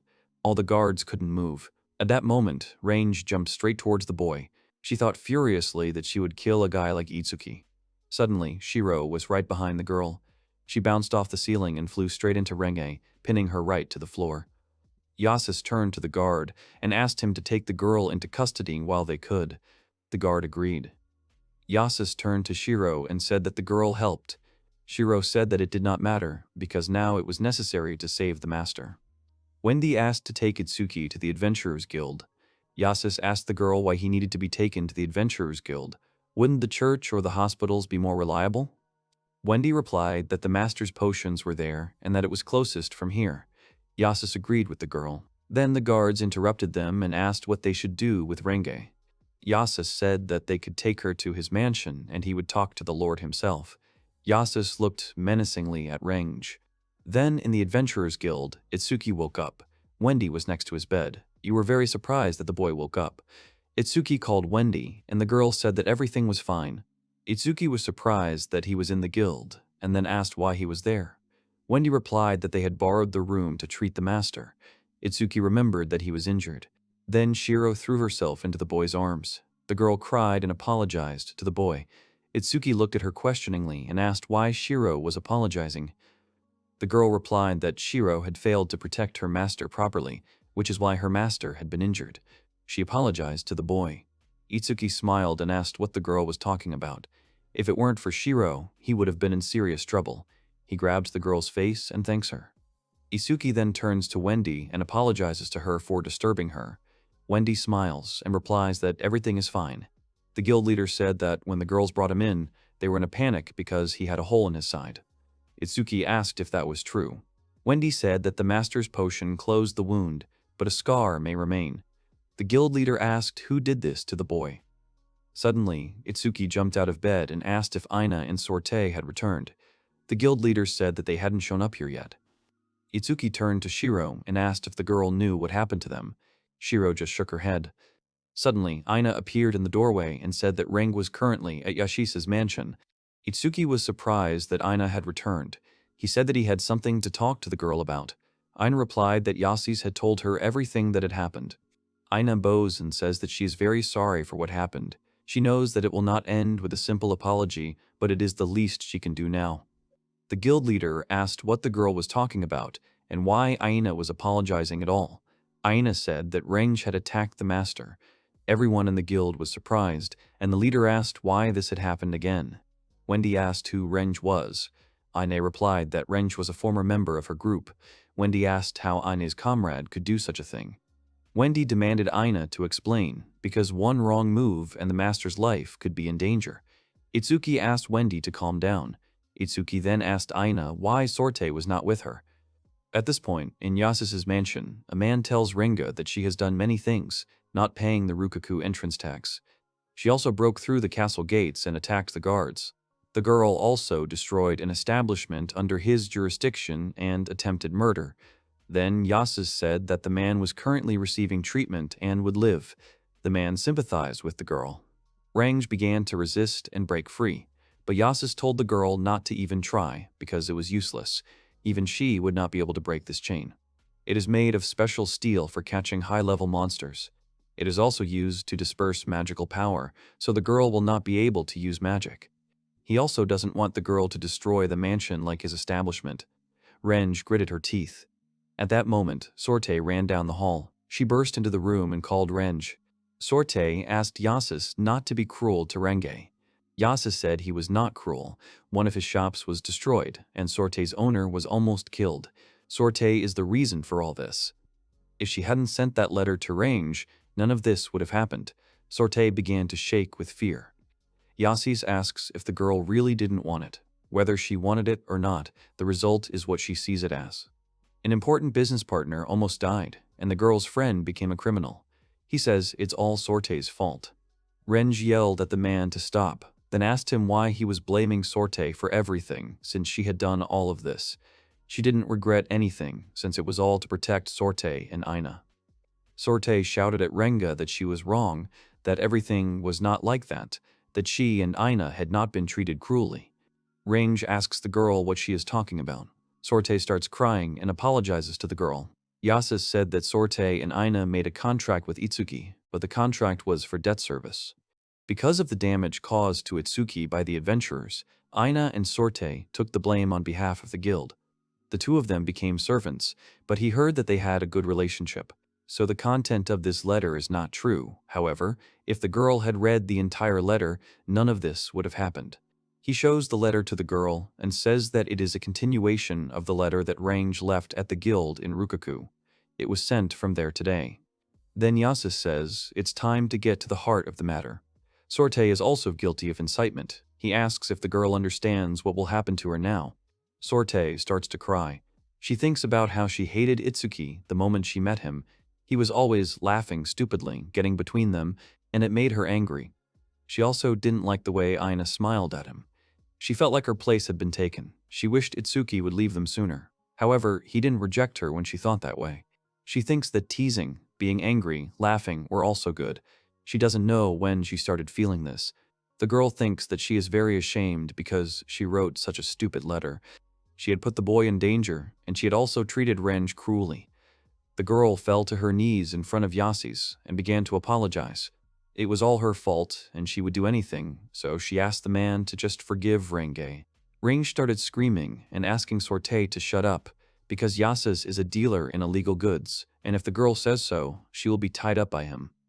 Renge screams that she did it, so the letter has nothing to do with it. If she is to be punished, then only she should be punished. Sorte started apologizing to the girl and saying that she made the kind Renge do this. The girl says that she is very sorry. She cried and apologized to Renge. Yasis clapped his hands and said that it was simply amazing. As expected from the people of the Scarlet Boundary, the strength of the bonds was also excellent. However, the law is absolute before everyone, so crying and screaming will not help. He points to Sorte and Renge and says that they will now obey the Lord's orders according to the law. He says that criminal service will suit them. The famous adventuress becomes an easy girl. He is sure that Sorte will be very popular. Renge called the man at that moment. Yasis said that her behavior was a crime. Unfortunately, he can't do anything about it. The law holds him accountable. Suddenly, Itsuki interrupts the conversation and speaks, apologizing for interrupting the conversation, but he asks if Yasis wants to listen to him. He thinks that the man will not lose anything from this. Sorte was surprised by the man's appearance. Itsuki entered the dungeon room. Aina, sad and scared, followed him. The guy extended his hand and said that it would be good if everyone listened to him first. Itsuki wanted to convince Yasis that the man had missed something important. Yasis saw the young man and greeted him in surprise. The merchant asked if the boy was feeling better. Itsuki scratched his nose and said that he was already feeling much better, and it was all thanks to the potion that Yasis gave him. The young man began to walk further into the dungeon room and also saw Sorte, who was kneeling and shaking. Itsuki immediately turned to the girl. The girl bowed before the gentleman and began to repent, saying that she had done something irreparable. After that, Sorte began to apologize, repeating the same thing several times. Tears started to flow from her eyes, and it was obvious that the girl was very scared. Itsuki stroked her head and said that it was not like that at all. The guy also added that he would protest about the contents of the letter later. Now they needed to sort out the situation that had developed. The guy continued to stroke Sorte, saying that he would definitely do something to her and Renge. Sorte began to cry even harder. Then Itsuki hugged the girl and quietly asked her to trust him. Sorte could not answer anything clearly, but she began to nod her head slowly. Renge, who was chained, was watching all this closely. The girl was very surprised that Sorte was so remorseful in front of this young man. Itsuki smiled and turned to Yashisu. The guy said that the merchant could have already let Renge go, because Itsuki doesn't really like such things. Yasis looked at the young man languidly and said that he could not do this now. The man explained that Renge was a dangerous criminal who should be in custody. Itsuki spread his hands and asked not to say such things about the girl. The young man also said that he would like to discuss everything, but he does not really like the situation that is currently developing around him. Yasus cut him off short, saying that there was no room for discussion. The merchant added that the Lord himself would now decide what to do with Renge and Sorte. Itsuki said that he was willing to drop the damage case and pay for Yasus's shop. In addition, Itsuki promised that he would be able to pay extra for the apologies that the girls would supposedly give him as moral compensation. When he asked if such a proposal would suit Yasus, it was clear that the merchant was thinking. Then Yasus said that Itsuki almost died, and now he is deliberately forking out money, asking to forgive the criminal. The man closed his eyes and shook his head, saying that Itsuki was very good-natured and that someday it could play a cruel joke on him. The young man nevertheless thought that they could find a common language, but Yasus firmly said that he could not release the girl. Itsuki said that he, as the victim, was filing a lawsuit himself and was ready to compensate everyone else. Aina intervened in the conversation, saying that she was also asking for Renge and Sorte-e. The girl also added that she was ready to take responsibility for what happened and was also ready to compensate for everything. Yasus turned to the girl and said that he was willing to consider compensation from Aina, but then she would become a criminal slave instead of the two of them. Itsuki was very surprised by this turn of events. Aina said that if it was necessary and the girls were forgiven, then she was ready to take such a step. Sorte started crying, persuading Aina to make such a decision. Sorte also shouted that Aina should not do such a thing under any circumstances. Itsuki quickly agreed with Sorte, persuading Aina. The young man put his hand on the girl's shoulder and said that her action would not change anything and they would still have one of their own in prison. Yasus looked at the boy and courted him, beating Itsuki himself to the punch. Yasus said that the boy probably wanted to close the case without anyone getting hurt. Itsuki said that was exactly what he was going to do. The guy raised his voice and was about to make his demands. Yasus stopped him and said that the guy had misunderstood something. Yasus added that the guy's apologies and forgiveness will not resolve this issue, so something more substantial needs to be considered. Yasus also said that whoever commits a crime, no matter the reason, must be held accountable so that general order is maintained in the city. The man said that he was a citizen of Ainzahil, so he had to obey the law and order of that city. Afterwards, Yasus told the boys to voluntarily surrender and retreat. Itsuki thought about these words. Then he turned to Yasus and said that the man's words were true, and they were also an irrefutable argument. However, Itsuki continued, adding that Yasus was also a merchant, and therefore the boy was interested in what Yasus thought specifically from the commercial side of things on this issue. Yasus didn't quite understand the guy, and interest hadn't yet appeared in his eyes. The man asked what Itsuki meant. Itsuki spread his hands and said that he is a vagabond and has a lot of knowledge that Yasus himself does not have. It is for this reason that Yasus knows no worse than him that there is money in this world and what role it plays. Besides, Itsuki thought that alchemy had its own significant prospects, so he had a small plan. Yasus still didn't understand what exactly the young master wanted to say. Itsuki said that Yasus could make him a one-sided loan if Yasus understood what was going on. Itsuki urged them to finish right here and now. Yasus said indignantly that Itsuki, apparently, did not hear what the merchant was telling him.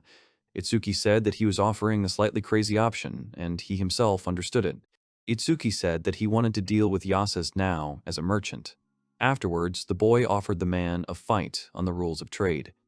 Itsuki also added that it doesn't matter what it will be and how. The only question is that he will be able to fulfill the conditions that Yasus himself will choose, and this will be their competition. The young man also added that if he could win within these limits, he wanted Renge and Sorte to be free from all punishments. Yasus said that Itsuki was offering him to turn a blind eye to all the crimes if he won the bet, but the man himself didn't even have the authority to do such things. Itsuki wasn't sure if it was true. He told the man that he had great confidence in Yashisa because the merchant could really do it. Yasus bowed his head and thought about it, exhaling quickly several times. The man said that to some extent he could certainly do something about it. But since all this that is being thought up now is illegal, he must bear a certain risk. Afterwards, Yasus asked the boy about what would happen if Itsuki lost. The young man, without thinking twice, immediately shouted that he himself was ready to become Yasus's slave in the event of his defeat, to be a slave for the rest of his life. Aina and Sorte stared at the young man in surprise. Renj couldn't stand it any longer and was the first to break the silence in the room that had formed after Itsuki's words. The girl shouted that the young man seemed not to understand that he was talking nonsense. She couldn't believe that he was willing to subject himself to such a thing for another. The girl accused the guy of going too far in his beliefs. Itsuki bowed his head and thought for a while. Afterwards, the guy said that it was all because Renj was a friend of Aina and Sorte, so he was willing to do such a thing. Renj immediately remembered what had happened earlier in those situations where Itsuki had already shown himself as a person. She understood that he had never wished her harm. After Renj hung on her arms, which completely relaxed and tears began to appear on her face. The girl thought that all this time she had behaved very stupidly. Little Shiro came up from behind. She pulled Itsuki's clothes and told the boy that he shouldn't mess with Yasus. Shiro also wanted to make sure that everything was okay between them. Itsuki turned to her and smiled widely. The guy said that he understood everything perfectly. Then he asked Shiro if the girl considered him a loser. Shiro smiled but did not respond. It was clear that she trusted her master. Yasus began to laugh loudly, saying that Itsuki was a very interesting person. Afterwards, he said that he, Yasus, as a merchant, was being called to a competition, and if he backs down now, it could hurt his reputation. It was for this reason that the man agreed and was ready to take on the competition. Itsuki was a little nervous, but nevertheless happy when Yasus accepted his agreement. The boy asked about what conditions the merchant wanted to set. Yasus looked calmly at the young man and asked him if Itsuki remembered the competition that was held with Dataril. Itsuki said that he remembered. Yasus said that the conditions would be the same as then. In 1 week, they would have to receive 120 million local currency, that is, Nor. Yasus also added that if the young man could collect this amount as compensation for his store, then in that case, he would directly win the competition. However, in this competition, the assistance of the Adventurers Guild and the Alchemists Guild, as well as the sale of the Pink Rotor, the rights to which belong to him and Itsuki, are all prohibited from being used. Itsuki agreed. Afterwards, Yasus added that cooperation with the Scarlet Frontier would be allowed. Yasus addressed the boy as an interested party and asked if Itsuki would agree to this. Itsuki clenched his fist and said that he agreed to these conditions. Yasus announced that in that case, for now, Sorte and Renge would be staying with him, so Itsuki could take them with him. When they all left the confinement room together, they were immediately greeted by the bright sun outside. Itsuki walked and began to stretch, saying that it had been a very long night. Suddenly, the boy heard someone behind him trying to get his attention and say something. When he turned around, he saw Renj approaching him. The girl bowed her head and said that she was very sorry for what she had done. Renge also added that she understood perfectly well, because such things are not forgiven, but she really wanted to apologize. Sorte began to stand up for her friend, stepping forward. The girl said that Renge was not guilty of anything, and it was all Sorte's fault. When she began to apologize, Itsuki began to stretch out his hands to her. The boy gently grabbed her cheeks and began to squeeze them. Itsuki said that if she was unhappy, she could just say so. The boy also reminded her that they were on the same side.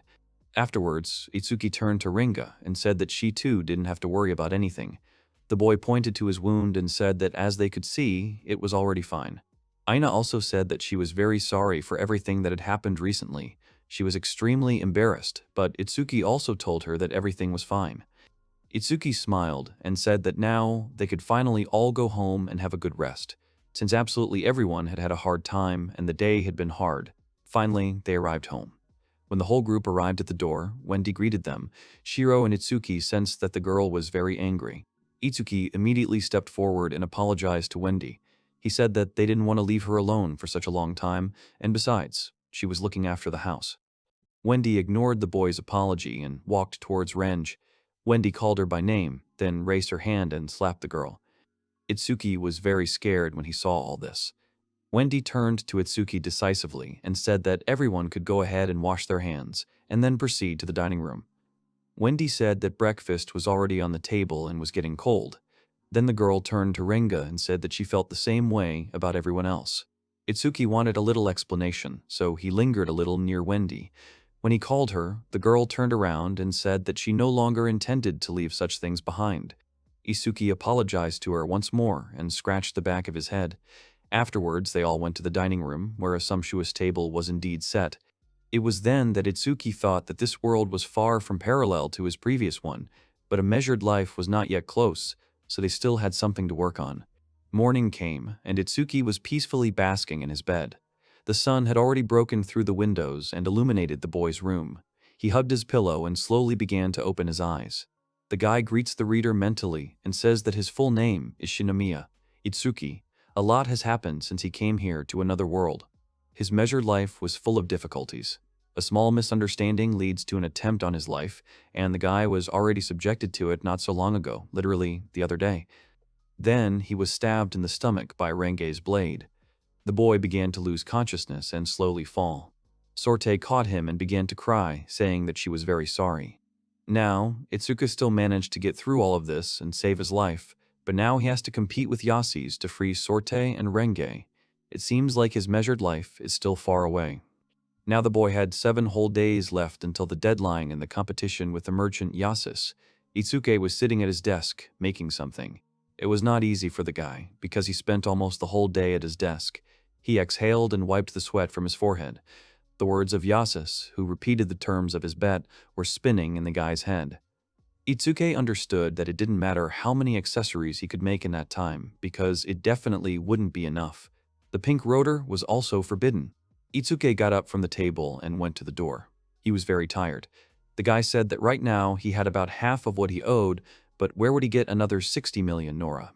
Suddenly, Shiro peeked out from around the corner and turned to the owner. The girl wanted to know where the young man was going. Itsuki was a little surprised, and then answered that he wanted to take a bath. After Shiro came closer, Itsuka added that he wanted to freshen up and clear his head.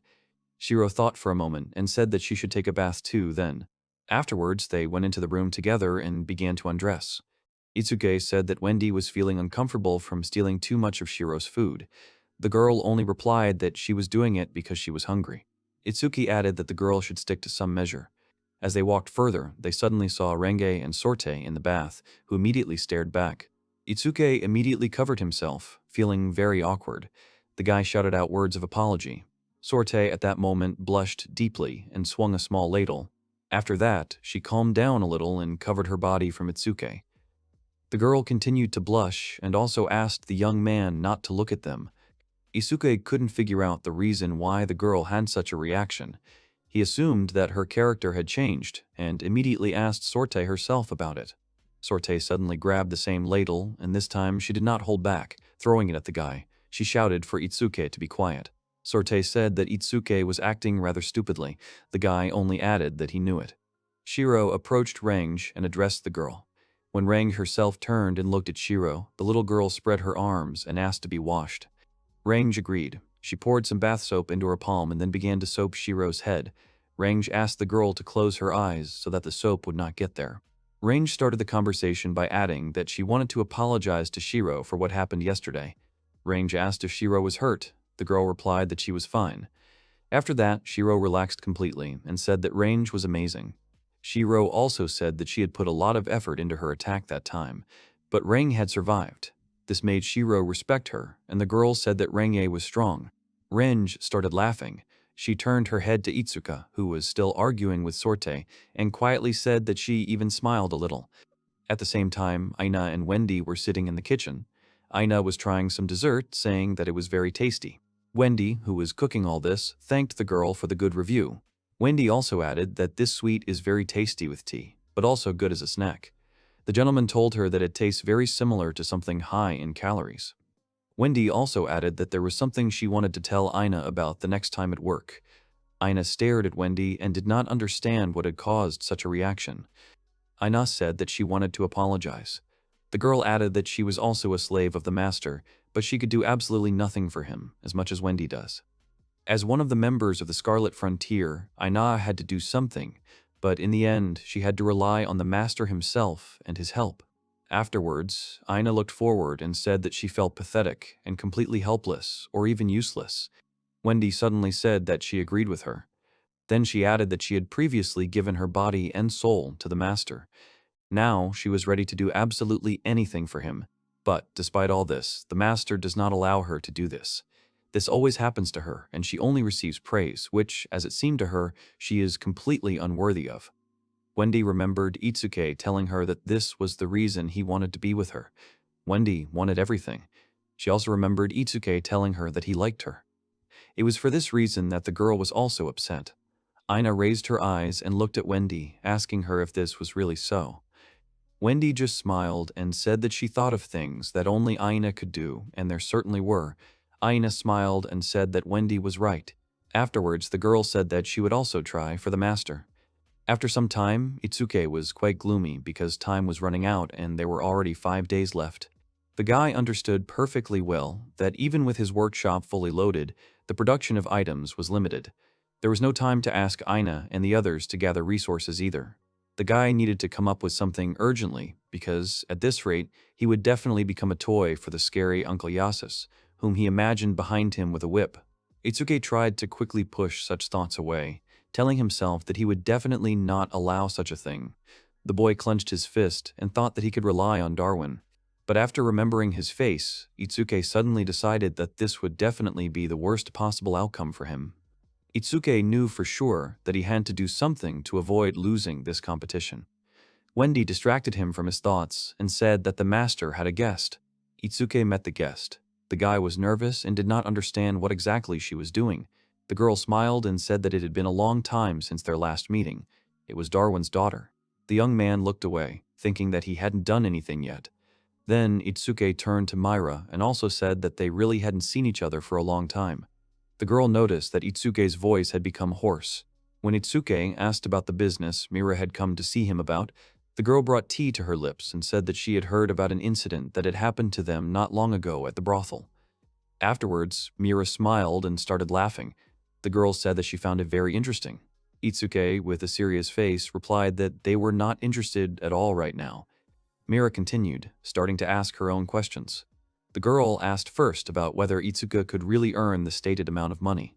Itsuki noticed that Mira knew quite a lot. The guy extended his hand to the side and said that this question was still quite difficult for him. Mira said that she understood Itsuki perfectly. The girl agreed that the boy must be having a really hard time right now. Then Myra said something a little unexpected. The girl asked why Itsuki, in that case, didn't just take another look at himself. The guy was surprised. Mira triumphantly declared that Itsuki was a vagabond. The girl also added that the goddess had given him such a skill, if she was not mistaken. Itsuki began to think, saying that the skills, pocket money, and alchemy would not be able to bring him the required amount in such a short time. Mira leaned towards the boy, saying that he didn't seem to be thinking about any changes. Mira said that he could, for example, try to discover a new skill. Itsuki thought seriously about these words that Myra was trying to convey to him. The guy took out a small card, deciding to test his abilities first. The guy had several passive, unique, and active skills, among which were his already favorite alchemy, pocket money, evaluation, as well as spatial magic. Itsuki immediately noticed that his alchemy skill had become quite high and was already much more developed than everyone else. Suddenly, he noticed something in the corner of the map. It was written there that the boy also had the properties of multi-copy and formation. Itsuki returned to his workshop and looked at the resources and blanks. Suddenly, the boy had an idea. Multi-copy, as the name suggests, this skill copies things. However, items with status effects, such as magic items and potions, are degraded. That is, they are copied poorly. Hand molding is a skill of freely manipulating materials. The boy understood that the materials to use depended on the level of alchemy he possessed. With the help of hand molding, he can make a turnaround faster than ever before. Also, the capabilities of multi-copy are not so good, but still, he can now mass-produce everything. This skill could be used on the pink rotor, but this time Yasus forbade it. In that case, something will have to be done about the mass production of accessories. Itsuki raised his head, thinking that now it was just a matter of selling materials. When it came to mass sales in the short-term first perspective, then he already remembered Mira's words about his class. Itsuki, at once, the boy suddenly understood everything. He looked at Mira and said that he would have a small request for the girl, a very important one. Afterwards, the young man announced in the house that everyone would gather at a certain time on the first floor. All the girls went down to the designated line, looking intently at Itsuki. The girls immediately began to loudly say that they were ready to do absolutely everything that their master told them. Sorte, Range, and Aina impatiently awaited new instructions. Itsuki saw their strong zeal, but the guy now rather needed calm. He stopped the girls, calling on them to calm down and wait a little. Itsuki said that his task would not be difficult at all. The guy pulled out a small list and said that he wanted to ask the girls to collect everything on the list. Itsuki also apologized and said that he wanted to ask the girls to do it all as quickly as possible. He also had one main request left. The young man raised his finger and said that he would also like all 3 girls to take part in this matter. Aina sighed sadly and said that she understood everything. Sorte hugged her friend and began to console her, saying that everything was fine and she was ready to do everything possible, even part of Aina if necessary. Itsuki said that he didn't exactly mean that, what the girls thought. Afterwards, he explained everything and they got a full picture of the task that needed to be completed. Sorte and Renge immediately rushed to the door, shouting that they were ready to end this very quickly. Aina added that they would return in the morning for the occasion. Itsuki only added that he was counting on the girls. Afterwards, the gentleman turned to Wendy and said that he had a small favor to ask of her as well. Wendy said that she would listen to the gentleman with great pleasure and then asked him to rely on her. While everyone was getting ready and receiving their assignments, Shiro was sleeping peacefully on the couch, gathering her strength. She didn't even hear anything happening in the hall. It was evening. Itsuki stood in his workshop, his hand outstretched. The boy kept thinking about his new skills. He knew he had to try to use them. The young man understood that such a quantity in one day would be enough to kill, and he consumed the potions like energy drinks. Now there was one last task. Everything had to be sold, and that was to be done by tomorrow. Wendy covered the boy with a blanket, quietly saying that he had done a great job. The next day, Itsuki was very cheerful and active. The boy changed into his costume from another world and went outside. There were 4 days left until the deadline for the competition. The young man addressed everyone standing in the yard. Itsuki said that the goods were already prepared and they only had to sell them all to make the required amount of profit. Now the goods were loaded into the cart. The girls raised their hands and shouted that they could sell all this like hotcakes. Then they began to solemnly rejoice, raising their hands up. A huge crowd of people gathered in the square. Surprised passers-by paid attention to this, thinking that some new and interesting store had opened in the city. One of the girls, whose company also stopped, called her friends to come closer to understand what all the fuss was about. Many girls stood and admired the goods in amazement. On a small stage stood Renge, Sorte, and Aina, who were dressed in luxurious outfits that had never been seen before by the local public. They looked incredibly beautiful. Itsuki stood nearby and urged people to come closer to check out his products. The guy shouted that he guaranteed performance at an affordable price. It was a new line of accessories with the Shinomiya symbol. The young man assured that his products were not only convenient and beautiful, but also provided various types of protection for their wearer. The supplier was the Scarlet Frontier, adventurers of the A rank. In addition, the design is quite luxurious. It is not only an item of equipment for adventurers, but also ideal for ladies who want to dress up. Itsuki continued to explain that it was essentially an expensive accessory, but they were offering a special price for it today. After these words, a crowd of girls immediately rushed towards Itsuki with glowing eyes. Potential buyers wanted to buy the things that were shown on the adventurer girls. Itsuki was a little confused by this flow, but it made him very happy. Wendy was standing next to him, also smiling and helping the guy with the flow of customers. While Itsuki was taking out another batch of jewelry, someone approached him from behind. A girl's voice asked how things were going. When the young man turned around, he immediately saw Mira, who was smiling at him. Itsuki smiled back. Mira noted that, as she noticed, everything was going well between them. Shion stood at the very end, holding a sign that indicated where the end of the line was. Even she was not left without attention and was able to collect many compliments. Some noted that Itsuki's team focused on the designs for girls, asking Aina's group to wear them to encourage others to buy the products. Itsuki also said that besides that, girls have a weakness for shiny objects in any world. Mira laughed, saying that the guy had guessed this tendency perfectly. Itsuki also didn't forget to thank Mira for helping him and lending him a store in a good location. There really was a large flow of potential customers here. Mira said that if Itsuki really wanted to thank her, he could tell her stepbrother. After all, it was one of the facilities he managed. Itsuki was surprised, saying that he didn't want to owe him anything. Sorte appeared from around the corner and called out to Itsuki, asking him for a moment. The girl wanted to know about which accessories had a poison resistance effect. Itsuki said that he was already on his way back. The guy took the box and added that someday he would definitely be able to pay off this debt to Mira and her brother. Mira smiled and put her hands behind her back. The girl noticed that Itsuki was indeed a very interesting person. For the next 3 days, the guy produced and sold his goods in unlimited quantities, and then produced and sold again. And then the deadline arrived. Itsuki gathered all the girls and happily shouted that they had managed to achieve the target amount with their joint efforts and that they had all worked hard during this time. Itsuki singled out Wendy separately, for which he thanked her. The girls' advice on design and selection really helped them become popular and gain great demand. Wendy smiled and became a little shy, saying that she was very happy to be of service to her master. Shion came up to them and said that she was very hungry. It was time to end this competition. Itsuki collected all the money and brought it to Yasu's mansion. He put it on the table and said that he was able to bring it all in one go.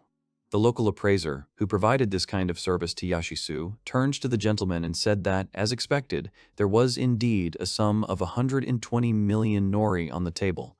Yasu smiled and said that, in that case, as he had promised, he himself would try to make sure that Sorte and Renge were not accused. Afterwards, he suggested that Itsuki have dinner together and celebrate their bet. Itsuki turned to the door and said that they could do it next time because he still had some plans for today. The young man waved his hand and left. Itsuki and his team headed to the guild tavern where they were gathering. Loud voices, shouts, and cheers could be heard, as well as the clinking of mugs. Itsuki smiled and asked Sorte how much longer the girl could cry. Everyone happily urged each other to drink and relax. The young man took a few sips and then saw Sorte climb onto one of the tables and lift a barrel of ale. The girl shouted for everyone to drink more. Renge suddenly approached Itsuki. There seemed to be some kind of residue between them, and the girl continued to act a little uncertainly. Renge apologized for causing Itsuki any inconvenience. The girl still felt bad about the situation where she hurt the boy, so she wanted to apologize properly. Itsuki remained silent, but then handed the girl a mug of his drink. Renge was very surprised by such an action on the part of the guy. Itsuki smiled and said that Renge didn't have to worry, because in the end, everyone was safe, and that was enough for him. The girl smiled back and raised her glass to Itsuki. Itsuki was working in his laboratory. The guy pointed his hands at a small bottle of liquid and used his skill, multi-copy, which he had started to master not so long ago. During this time, while he was conducting various experiments and working, the guy got tired. He exhaled and said that was enough for today. Turning his attention to the skill panel, the young man saw that he had raised his level again. Now his alchemy was at the 9th level, which was a very respectable indicator in this world. Suddenly, he noticed something else. Among his skills, something new appeared, and it was called Famous Magic Circle. The young man was surprised and had no idea what it was. Itsuki was sitting at the table with his hands clasped together. Shion approached him and said that the owner had a gloomy face today. The guy started to move his hand towards her head. He began to pet Shion, saying that he had a growing household and quite a lot of expenses lately. That was the reason why he needed to work harder. Wendy looked at her master with concern and said that if he was having a hard time, he could tell the girls. Wendy was ready to help and added that she could work too. Itsuki immediately began waving his hands, saying that his main support and concern was to work. He refused several times, and then urged Wendy not to worry unnecessarily. Itsuki also said that he would do anything to make Wendy happy. Wendy replied that if he really needed help, he could really ask her, because she wanted to be happy with him. The guy exhaled and became embarrassed. Then he headed to one of the buildings in the city, where Itsuki was already expected. The guy begged Latrick to give him a job. He replied that the guy should not make such a creepy voice. The man looked at the vials Itsuki had brought him. Latrick said that his potions had been well received and, in general, he could make arrangements with the right people. But the man immediately added that, despite all this, he was not going to support the teaching of alchemy because of his attraction to women. Itsuki was surprised by this interpretation. Itsuki also wanted to say a few words about this. He told everything, after which Latrick thoughtfully repeated the name of the boy's new skill. Itsuki explained that he had raised his alchemy level. He had also obtained many skills such as manual molding, multi-copy, and so on, but while he was using them, he hadn't noticed that he had obtained the last one. Itsuki added sadly that he felt like he was missing out on the process of his progression when he created something and did this kind of work. Latrick stopped the boy asking for a moment of attention. The man made a serious face, and then asked the boy if Itsuka had told anyone else in the city about his latest skill. The boy replied that he hadn't done it. Latrik immediately added that the boy should keep his mouth shut and not spread the word. Itsuki asked the reason. Latrik said it was a big deal. Not many alchemists could reach level 9. If Itsuki didn't want to be used for good, then he definitely needed to stop telling everyone about it. Itsuki said that he understood everything now. Latrik turned away, after which he immediately said that if the young man understood everything, then he could return to work. Latrik asked for 500 medium potions and had to make them for Itsuka in 3 days. The man was willing to meet him halfway and said he would sell them for Itsuka. Itsuki was very surprised by such a volume. The guy thought that Latrik was still the same old rude old woman, but with all this, Itsuki was also able to develop and grow. When Itsuki came out, he thought that Latrik was basically right. Once the boy had developed his skills in the company, he had become accustomed to being used for their benefit all the time. Afterwards, he scratched his chin, adding that the exchange was a bit like a manga called Child of Alchemy or something like that. Meanwhile, someone was catching up with him from behind. The girl screamed for Itsuki to quickly get out of her way. She repeated this a couple of times, continuing to run. Itsuki immediately thought that he was experiencing déjà vu. He had already started to turn around, but at that very second, the girl crashed into him at full speed, knocking the guy off his feet. The last thing she managed to say was, "Watch out." Itsuki was knocked off his feet and fell to the ground, keeping his eyes closed. The boy felt that he was in great pain. He also still did not understand what exactly that was. When he opened his eyes, he saw that the girl was sitting on his chest, scratching her head. It seemed that she had gotten a little bit of it too. The stranger blushed, feeling ashamed. Itsuki started screaming. The girl asked if the boy was okay. Itsuki immediately answered that he was not okay and that this situation was bad for him in many ways. He called the girl to get off. The girl began to climb only higher to the place where Itsuki's head was now. The guy indignantly shouted that there was no need to climb there. The stranger answered that the young man should not move. After what happened, Itsuki was sitting by the fountain. The guy thought that those were terrible looks. He also asked the girl if she was hurt, to which she immediately answered positively. She immediately apologized, trying to explain what happened. As it turned out, the girl was running down the hill and could not stop properly. Itsuki said that she should listen to him now. The boy explained that there are many things that adults cannot take back. It was for this reason that the boy urged the girl not to run down the slopes anymore. The girl looked at Itsuki carefully and said that he was apparently a vagabond. Itsuki stared at her in surprise, asking how she could figure that out. The girl replied that she felt this atmosphere. After Ron, she put her hands behind her back and introduced herself. Her name was Oligol, and the girl added that she was pleased to meet you. Itsuki assumed that the girl lived somewhere around here, close to where they were meeting. Oligol replied that she did live nearby, in the city center. Itsuki thought for a moment, then said that the girl must have a very rich family if they could afford to live in the center. Oligol said that was true, since her father was the lord of the city. Itsuki laughed, thinking about how Oligol had thrown together so many amazing things for him in such a short time. The boy's interest grew with each passing minute. Suddenly, Itsuki became thoughtful and darkened. The guy looked at Oligol with fear and asked the girl not to tell anyone at home about what happened to her on the street today. Oligol said that such intonation scared her a little. Afterwards, they went together along the streets of the city. The girl asked about where Itsuki was going now. The guy answered that he was returning home. Oligol smiled and said that they could have a little date while they were heading out together. Itsuki was indignant that the girl wasn't listening to him at all. Oligol didn't understand why Itsuki would refuse her. Then she asked how long Itsuki had been in the city. The guy answered that he had been here for several months. A gorgeous view of the architecture opened up before them. Itsuki remarked that this city was quite nice, because it was lively and at the same time everyone looked very happy. Oligol turned around and asked if the boy really thought that way. Itsuki smiled and said that it was true. He explained that the world he came from was not bad either, but he felt a little cramped there, or he couldn't allow himself to smile like he does now. Oligol was surprised by this story. Itsuki added that everything here is not as good as it should be. The guy introduced a monster with the heads of local lords, saying that this city is full of scary people. But despite all this, he really liked it here. Even though it was really hard sometimes, he could work, drink, eat, and laugh together in peace. That was the main reason why he liked living here. Olegal looked at the guy silently and then said words of gratitude for such a statement. Itsuki looked at the girl in surprise, not understanding what she was getting at. Olegal said that she had lived in this city since she was born, so she was very glad that the boy liked this city. Then she turned around and started running. The girl waved her hand and smiled, shouting words of gratitude for today. Itsuki shouted after her not to run like that, because she might fall again. Meanwhile, a certain carriage stopped at a stone wall. The driver went down and opened the door for his master. A man came out and thanked the worker for his work. He also added that now the cab driver would have to stay here and guard. He immediately said that he would carry out this order.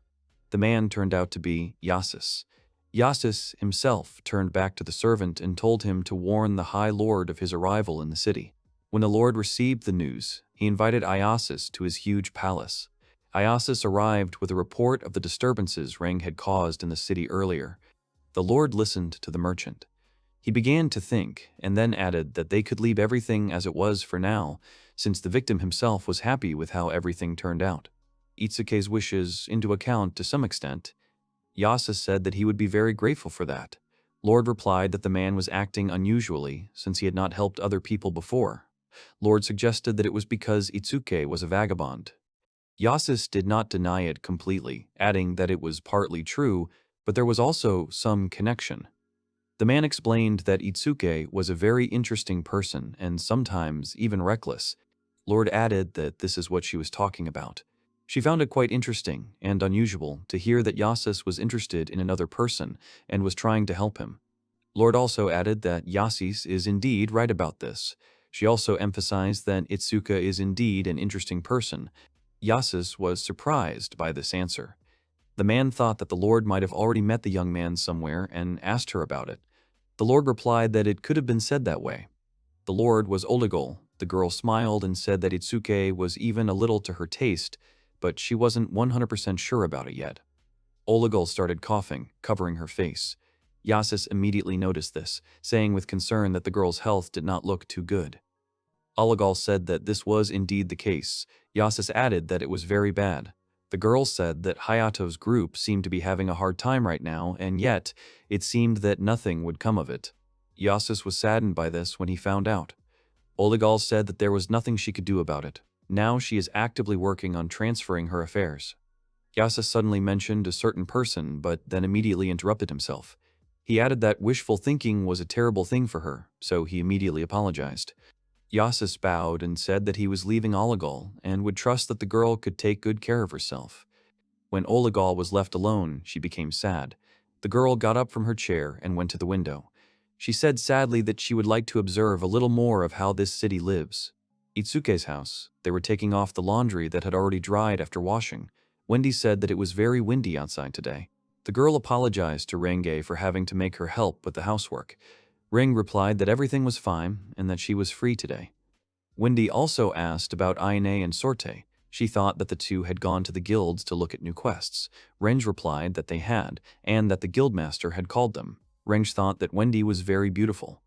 They packed their things, and Wendy added that it was already noon. Itsuki was in his workshop, so they could have a nice snack together first. Renge agreed. Shiro, Wendy, and Renge sat down at the common table and began to eat. On the table stood a pot of soup Wendy had cooked. Wendy smiled and turned to Shiro. The girl asked the little girl if she liked it, but most of the time everything was visible. Renge watched all of this silently. Then Wendy turned to Renge, who was silently watching them. Wendy thought that their guest did not like the soup. Renge remembered how Wendy punished her for attacking the master. Renge suddenly stood up from her seat and bowed to Wendy. The girl immediately apologized very loudly, causing shock to the others at the table. Renge also tried to add, losing her train of thought, that she had not yet apologized to Wendy for her actions.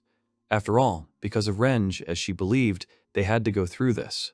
Renge also thought that Wendy and Itsuki had not known each other for very long, but still, when she looked at them, she could see how important the master was to the girl. Wendy was also important to Itsuki. Her face was never that of a slave before their common master, and he always treated her with the utmost respect and awe. Renge understood that she was trying to kill Itsuki, just like she did to Aina and Sorte, considering the boy a direct threat. Wendy behaved similarly regarding the master. Ren stood in a bow, saying once again that she was very sorry for what she had done. Wendy was speechless for a moment, remaining in shocked silence. Suddenly, Wendy said that everything was fine, and she didn't hold any grudge. Renge wanted to object, but Wendy added that the gentleman himself had already forgiven the girl and accepted her here. It was for this reason that Wendy forgave Renge. She loved her master and shared many things with him, including her attitude towards people, their actions, and potential. Range looked embarrassed. Wendy quickly added that she still thought Range was sometimes lacking common sense, so she should be more careful. Range replied that she was very ashamed. Wendy said that she would clear the table after dinner. The girl also wanted to give Range an order to take the food to the master. Range agreed. She accepted the basket, realizing that it was not light at all. Wendy said that when Itsuki was studying, he hardly ate or slept properly. The girls began to smile at each other, realizing that they both wanted to take care of Itsuki. Later, Wendy stood alone in the kitchen, washing the dishes after dinner. The girl stood thoughtfully and washed the dishes. The words she had said earlier echoed in her head. The girl sincerely understood that she loved her master. Every time she said these words, it was as if something was pinching in her chest. Wendy felt sad at these thoughts, and her face fell slightly. The girl understood perfectly well that the master always touched her heart with his words and actions, but after that night, a lot changed.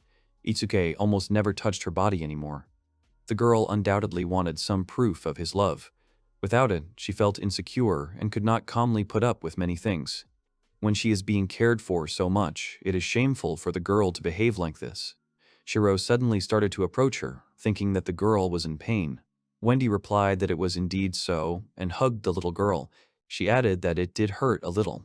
Shiro began to stroke Wendy's head. At this time, Itsuki was working in his library. The guy was noticeably tired, telling himself that the recipe for a panacea was insanely complicated. He wanted to get a universal remedy, but nowhere was it said how to prepare it. The guy pointed to one of the books and said that lost body parts, illnesses, curses, any negative state can be removed with a secret medicine. Itsuki thought that if he could make such an amazing thing once, he could create it instantly using the famous magic circle he had recently obtained. A small magic circle formed on the guy's hand and a small medicine began to form from there. The vessel began to grow in size and the circle soon disappeared. Itsuki was surprised by this turn of events. He looked closely at the bottle, deciding to evaluate the item. Suddenly, he saw that it was the very same panacea, which was a secret medicine that removed all negative effects. It also cured lost body parts, diseases, curses, and so on. However, there was a note that this was only a means to prolong life and destiny. Suddenly, Itsuki heard Renge's voice behind him, apologizing as she entered. Itsuki immediately turned and smiled, asking the girl what was wrong. Renge held out the basket, saying that Wendy had asked her to give the boy his lunch. Itsuki's mind was spinning with thoughts about how he managed to do something like this. He didn't understand if it would be a problem if people found out that he could create something like this. Itsuki thought about the fact that he had never done anything like this before, including the panacea itself. The guy couldn't completely figure out why he did it so easily now. Suddenly, Itsuki thought that this could be the fruit of serving the goddess. The boy did not fully understand whether such things were even legal in this world. He did not understand whether he should do such things. When Itsuki finished, he left the workshop and headed down to the others. The boy thought that it would be better not to tell anyone about what happened to him while he was working. The first person he saw was Wendy. Itsuki smiled and called the girl, then handed her the lunch basket. The guy said that it was very tasty. Range was also standing in the kitchen, holding a knife to cut a fruit. Itsuki happily asked if Wendy had any plans right now, and then he added that he might need help. Wendy thought for a moment and said that the gentleman should rest more often. The girl squeezed the basket and said that she would now make the young man some tea. Afterwards, she turned around and started to walk away without answering the gentleman's question. Itsuki was upset because he wanted to offer a joint vacation, not work. After some time, Aine and Sorte also returned from the guild. The girl's appearance left much to be desired, and it was clear that they had been on a difficult mission. Itsuki also greeted the girls, asking why they were so out of breath. Sorte replied that it was nothing. Wendy handed the girl towels, saying that the bath was ready for them. Sorte lay down in the hot water, saying that she felt alive again. Aina turned to her friend and said that Sorte was right now more than ever. After the girls took a bath and changed their clothes, Itsuki was waiting for them in the guest room. They all sat down together and waited for tea. Meanwhile, the guy started asking about what happened. Aina began to tell, saying that it all started with receiving a request from the Adventurers Guild. Wendy approached the guys and said that the tea was already ready, then put it on the table. Aina continued, saying that the request was for the capture of a monster that had escaped from a dealer in strange creatures. It was a special kind of killer rabbit. But this individual also possessed human intelligence, which made the task much more difficult. It was for this reason that the monster was unusually agile, like an animal, and ruthless, like a real monster. Aina said that they tried to catch him, but the monster itself turned out to be more cunning, so it planned an ambush in advance and attacked the adventurers first. Itsuki chuckled, saying that the girls apparently had to retreat because they were being attacked by a menacing rabbit. Sorte indignantly added that they did not retreat, but acted strategically smart. Afterwards, Sorte shouted that they would still see who would ultimately beat whom in this fight. The girl was going to catch this rabbit with her own hands and twist off its long ears. Afterwards, Sorte enthusiastically said that their team was finally fully assembled, and they were ready for another capture of a vile monster threatening people. Itsuki raised his hand and said that he wished the girls good luck in this matter. He hoped that they would be able to cope and catch the monster. Afterwards, the girl pointed her hand at Shiro and said that there was something concerning her personally. The girl said enthusiastically that Shiro would go with them. Itsuki was surprised by such a statement. Sorte replied that Shiro was quite strong, so she would be useful to them in this sortie. Shiro went with them and Sorte started to encourage her. The girl assured that they would definitely win today. Aina added that after that they would celebrate the victory and party all night. Itsuki and Wendy watched the guys go, and then the guy said with a smile on his face that the group of girls was quite noisy, in the good sense of the word. Wendy turned to the gentleman, saying that dinner would be shared between the two of them. Itsuki turned around timidly and replied that the girl was absolutely right. Wendy turned and walked towards the kitchen. Itsuki thought that it had really been a long time since they had been alone together. After some time, the dinner was ready. It was something meaty, like a steak. Itsuki cut off a small piece and immediately tried it, amazed at the magnificence of the food. When they had finished eating, Itsuki decided to retire. The guy went out onto the balcony and leaned on the ledge. His face seemed downcast. The guy understood that he had been thinking all sorts of thoughts for himself, and now he couldn't calm down. He lowered his head and quietly said that he was no longer a teenager or a schoolboy. But then he himself did not understand why everything was happening this way. The boy decided that next time he had the chance, he would do things the right way and be more decisive towards Wendy. Itsuki slapped himself hard across the cheeks, bringing his mind back to its senses, then gathered himself, turned around and, clenching his fists, walked back into the house. The boy went straight to the bathroom, deciding that he should wash himself thoroughly before what might happen. He decided that the bad smell of his skin might embarrass Wendy. Afterwards, he also brushed his teeth several times, rinsed his mouth, and thought that now he felt much better and more attractive. He got dressed and went out, deciding that he would succeed. Itsuki approached Wendy's door and began to raise his fist to knock gently, but suddenly he stopped. The guy wondered if Wendy herself would agree to all this. Itsuki began to remember his previous world. Several women stood in a circle and judged the men, saying that they were completely tactless. One of the girls then agreed, saying that they also needed training. Itsuki began to tremble as doubts began to overwhelm him. The boy kept telling himself that this was definitely not about him and that none of this was true. Itsuki also said that he would not compare Wendy to some monkey. Suddenly, Itsuki heard a girl's voice addressing him. It was Wendy, who was surprised to see the gentleman in front of her door. It was so unexpected for Itsuki that he even screamed in surprise. Wendy came closer and asked if the gentleman had any business with her. Itsuki was immediately confused and could not immediately give a clear answer. Wendy opened the door and invited him into the room herself. Inside, they sat down at a small table opposite each other. Itsuki continued to feel awkward and confused, constantly looking away. Wendy saw this and decided that the situation needed to be lightened a little. Again, she did not understand exactly what was happening to the gentleman. The girl said that she would go and pour him some tea. Itsuki suddenly pulled himself together and grabbed the girl's hand as she walked away. He stopped her, still holding Wendy. Itsuki called her by name, startling the girl a little. Itsuki quickly rose to his feet and then told Wendy that he wanted to fulfill his old promise that he had once made to her. Now Itsuki wanted Wendy to allow him to fulfill it. Wendy raised the gentleman's hand and said that she supported him. Then the girl added that she had wanted this for a long time and wanted to become one with the gentleman. The girl timidly added that she herself always wanted to be near Itsuki. Afterwards, the guy began to approach her and then kissed her. Wendy said that she loved the master. In the end, Wendy and Itsuka were left alone at home and spent a great night together. The next day, a day's drive away, the adventurer girls and Shiro arrived at the place where the rabbit monster lived. They gave chase and began to gradually surround him, cornering him. Suddenly, Shiro appeared in front of the rabbit and raised her weapon, shouting that the monster would not escape this time. She swung and hit, but missed. The girl was sure that she would definitely catch the beast now, but the rabbit managed to dodge, jumping up. He passed the girl, but Sorte knew very well that they had very little time left to win.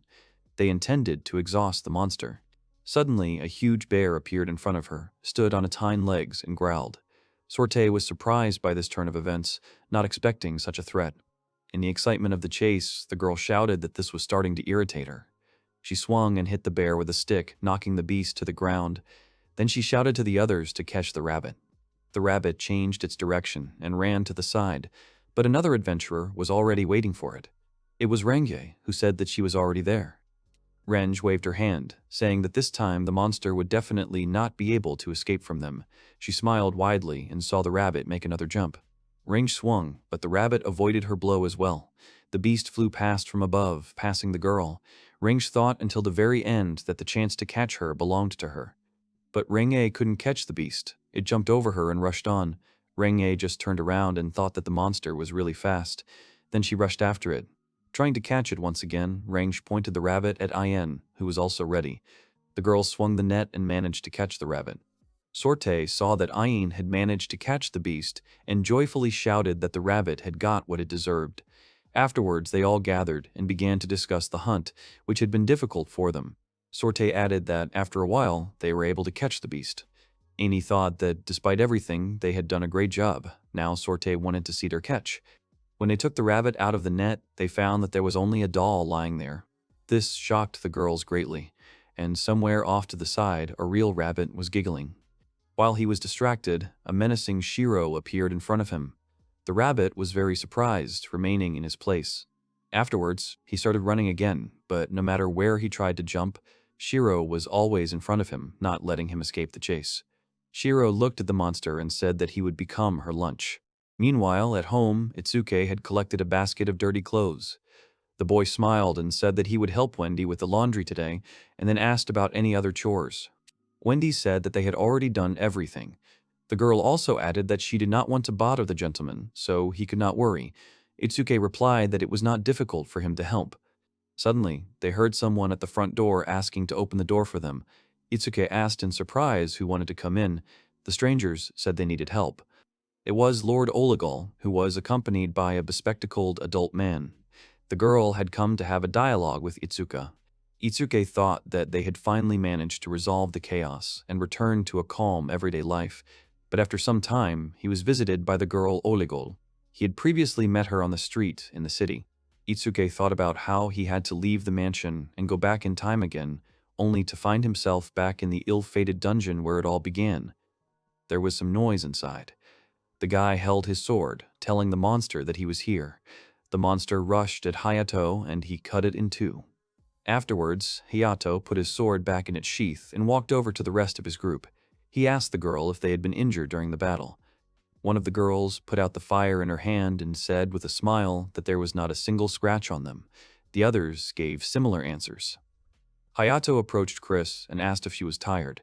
Chris shook her head, saying that she was fine. Hayato added that they should take a short break anyway. Eventually, they made a halt and lit a small fire on which they put a camping pot. One of the girls began to prepare food. The mage girl handed Hayato a mug. Afterwards, she also added that she still does not understand why the young man agreed to this request. After all, in her eyes, Hayato abandoned his quiet life and returned back to the dungeon. Hayato smiled and replied that he couldn't do anything about it. The guy promised to find the healing elixir. Hayato also said that the girl should understand that this is the real treasure of this dungeon. The group's doctor worked with Chris. She didn't understand the scale of it, because if it was that bad, then they had come here on purpose. Hayato said that there really was no other way out. The mage said that they must be looking for a real antidote.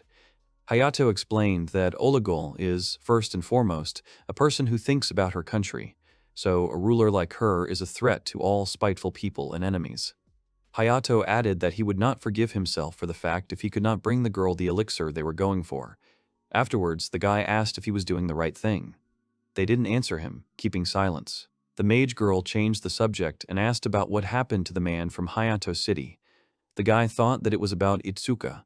Hayato took a sip, then explained that they hadn't been in touch for a long time since he was here in the dungeon and Itsuki was in the city. As far as Hayato knew, Itsuki was an alchemist. Afterwards, the girl turned her gaze to the small bag and asked if he had collected these ingredients for Itsuki. Hayato replied that he had, as he had carefully searched for them in the dungeon to give them as a souvenir of their expeditions. The sorceress said again that Hayato was going to make an offering in a magic bag. She thought that Itsuki would be very happy with such a gift. Hayato replied that Itsuki was indeed a very good person, and he himself was glad to know him. The mage thought about it, saying that Hayato was completely different from that guy from the city. Suddenly, a little girl ran up to them and grabbed the magician by the leg. The girl screamed that she couldn't get enough and wanted more. The girl said that there was very little soup, and she needed at least a little more. The magician sharply answered that the girl should not hang on her leg because it was heavy for her. The team's doctor interrupted their argument and told the girls not to make noise.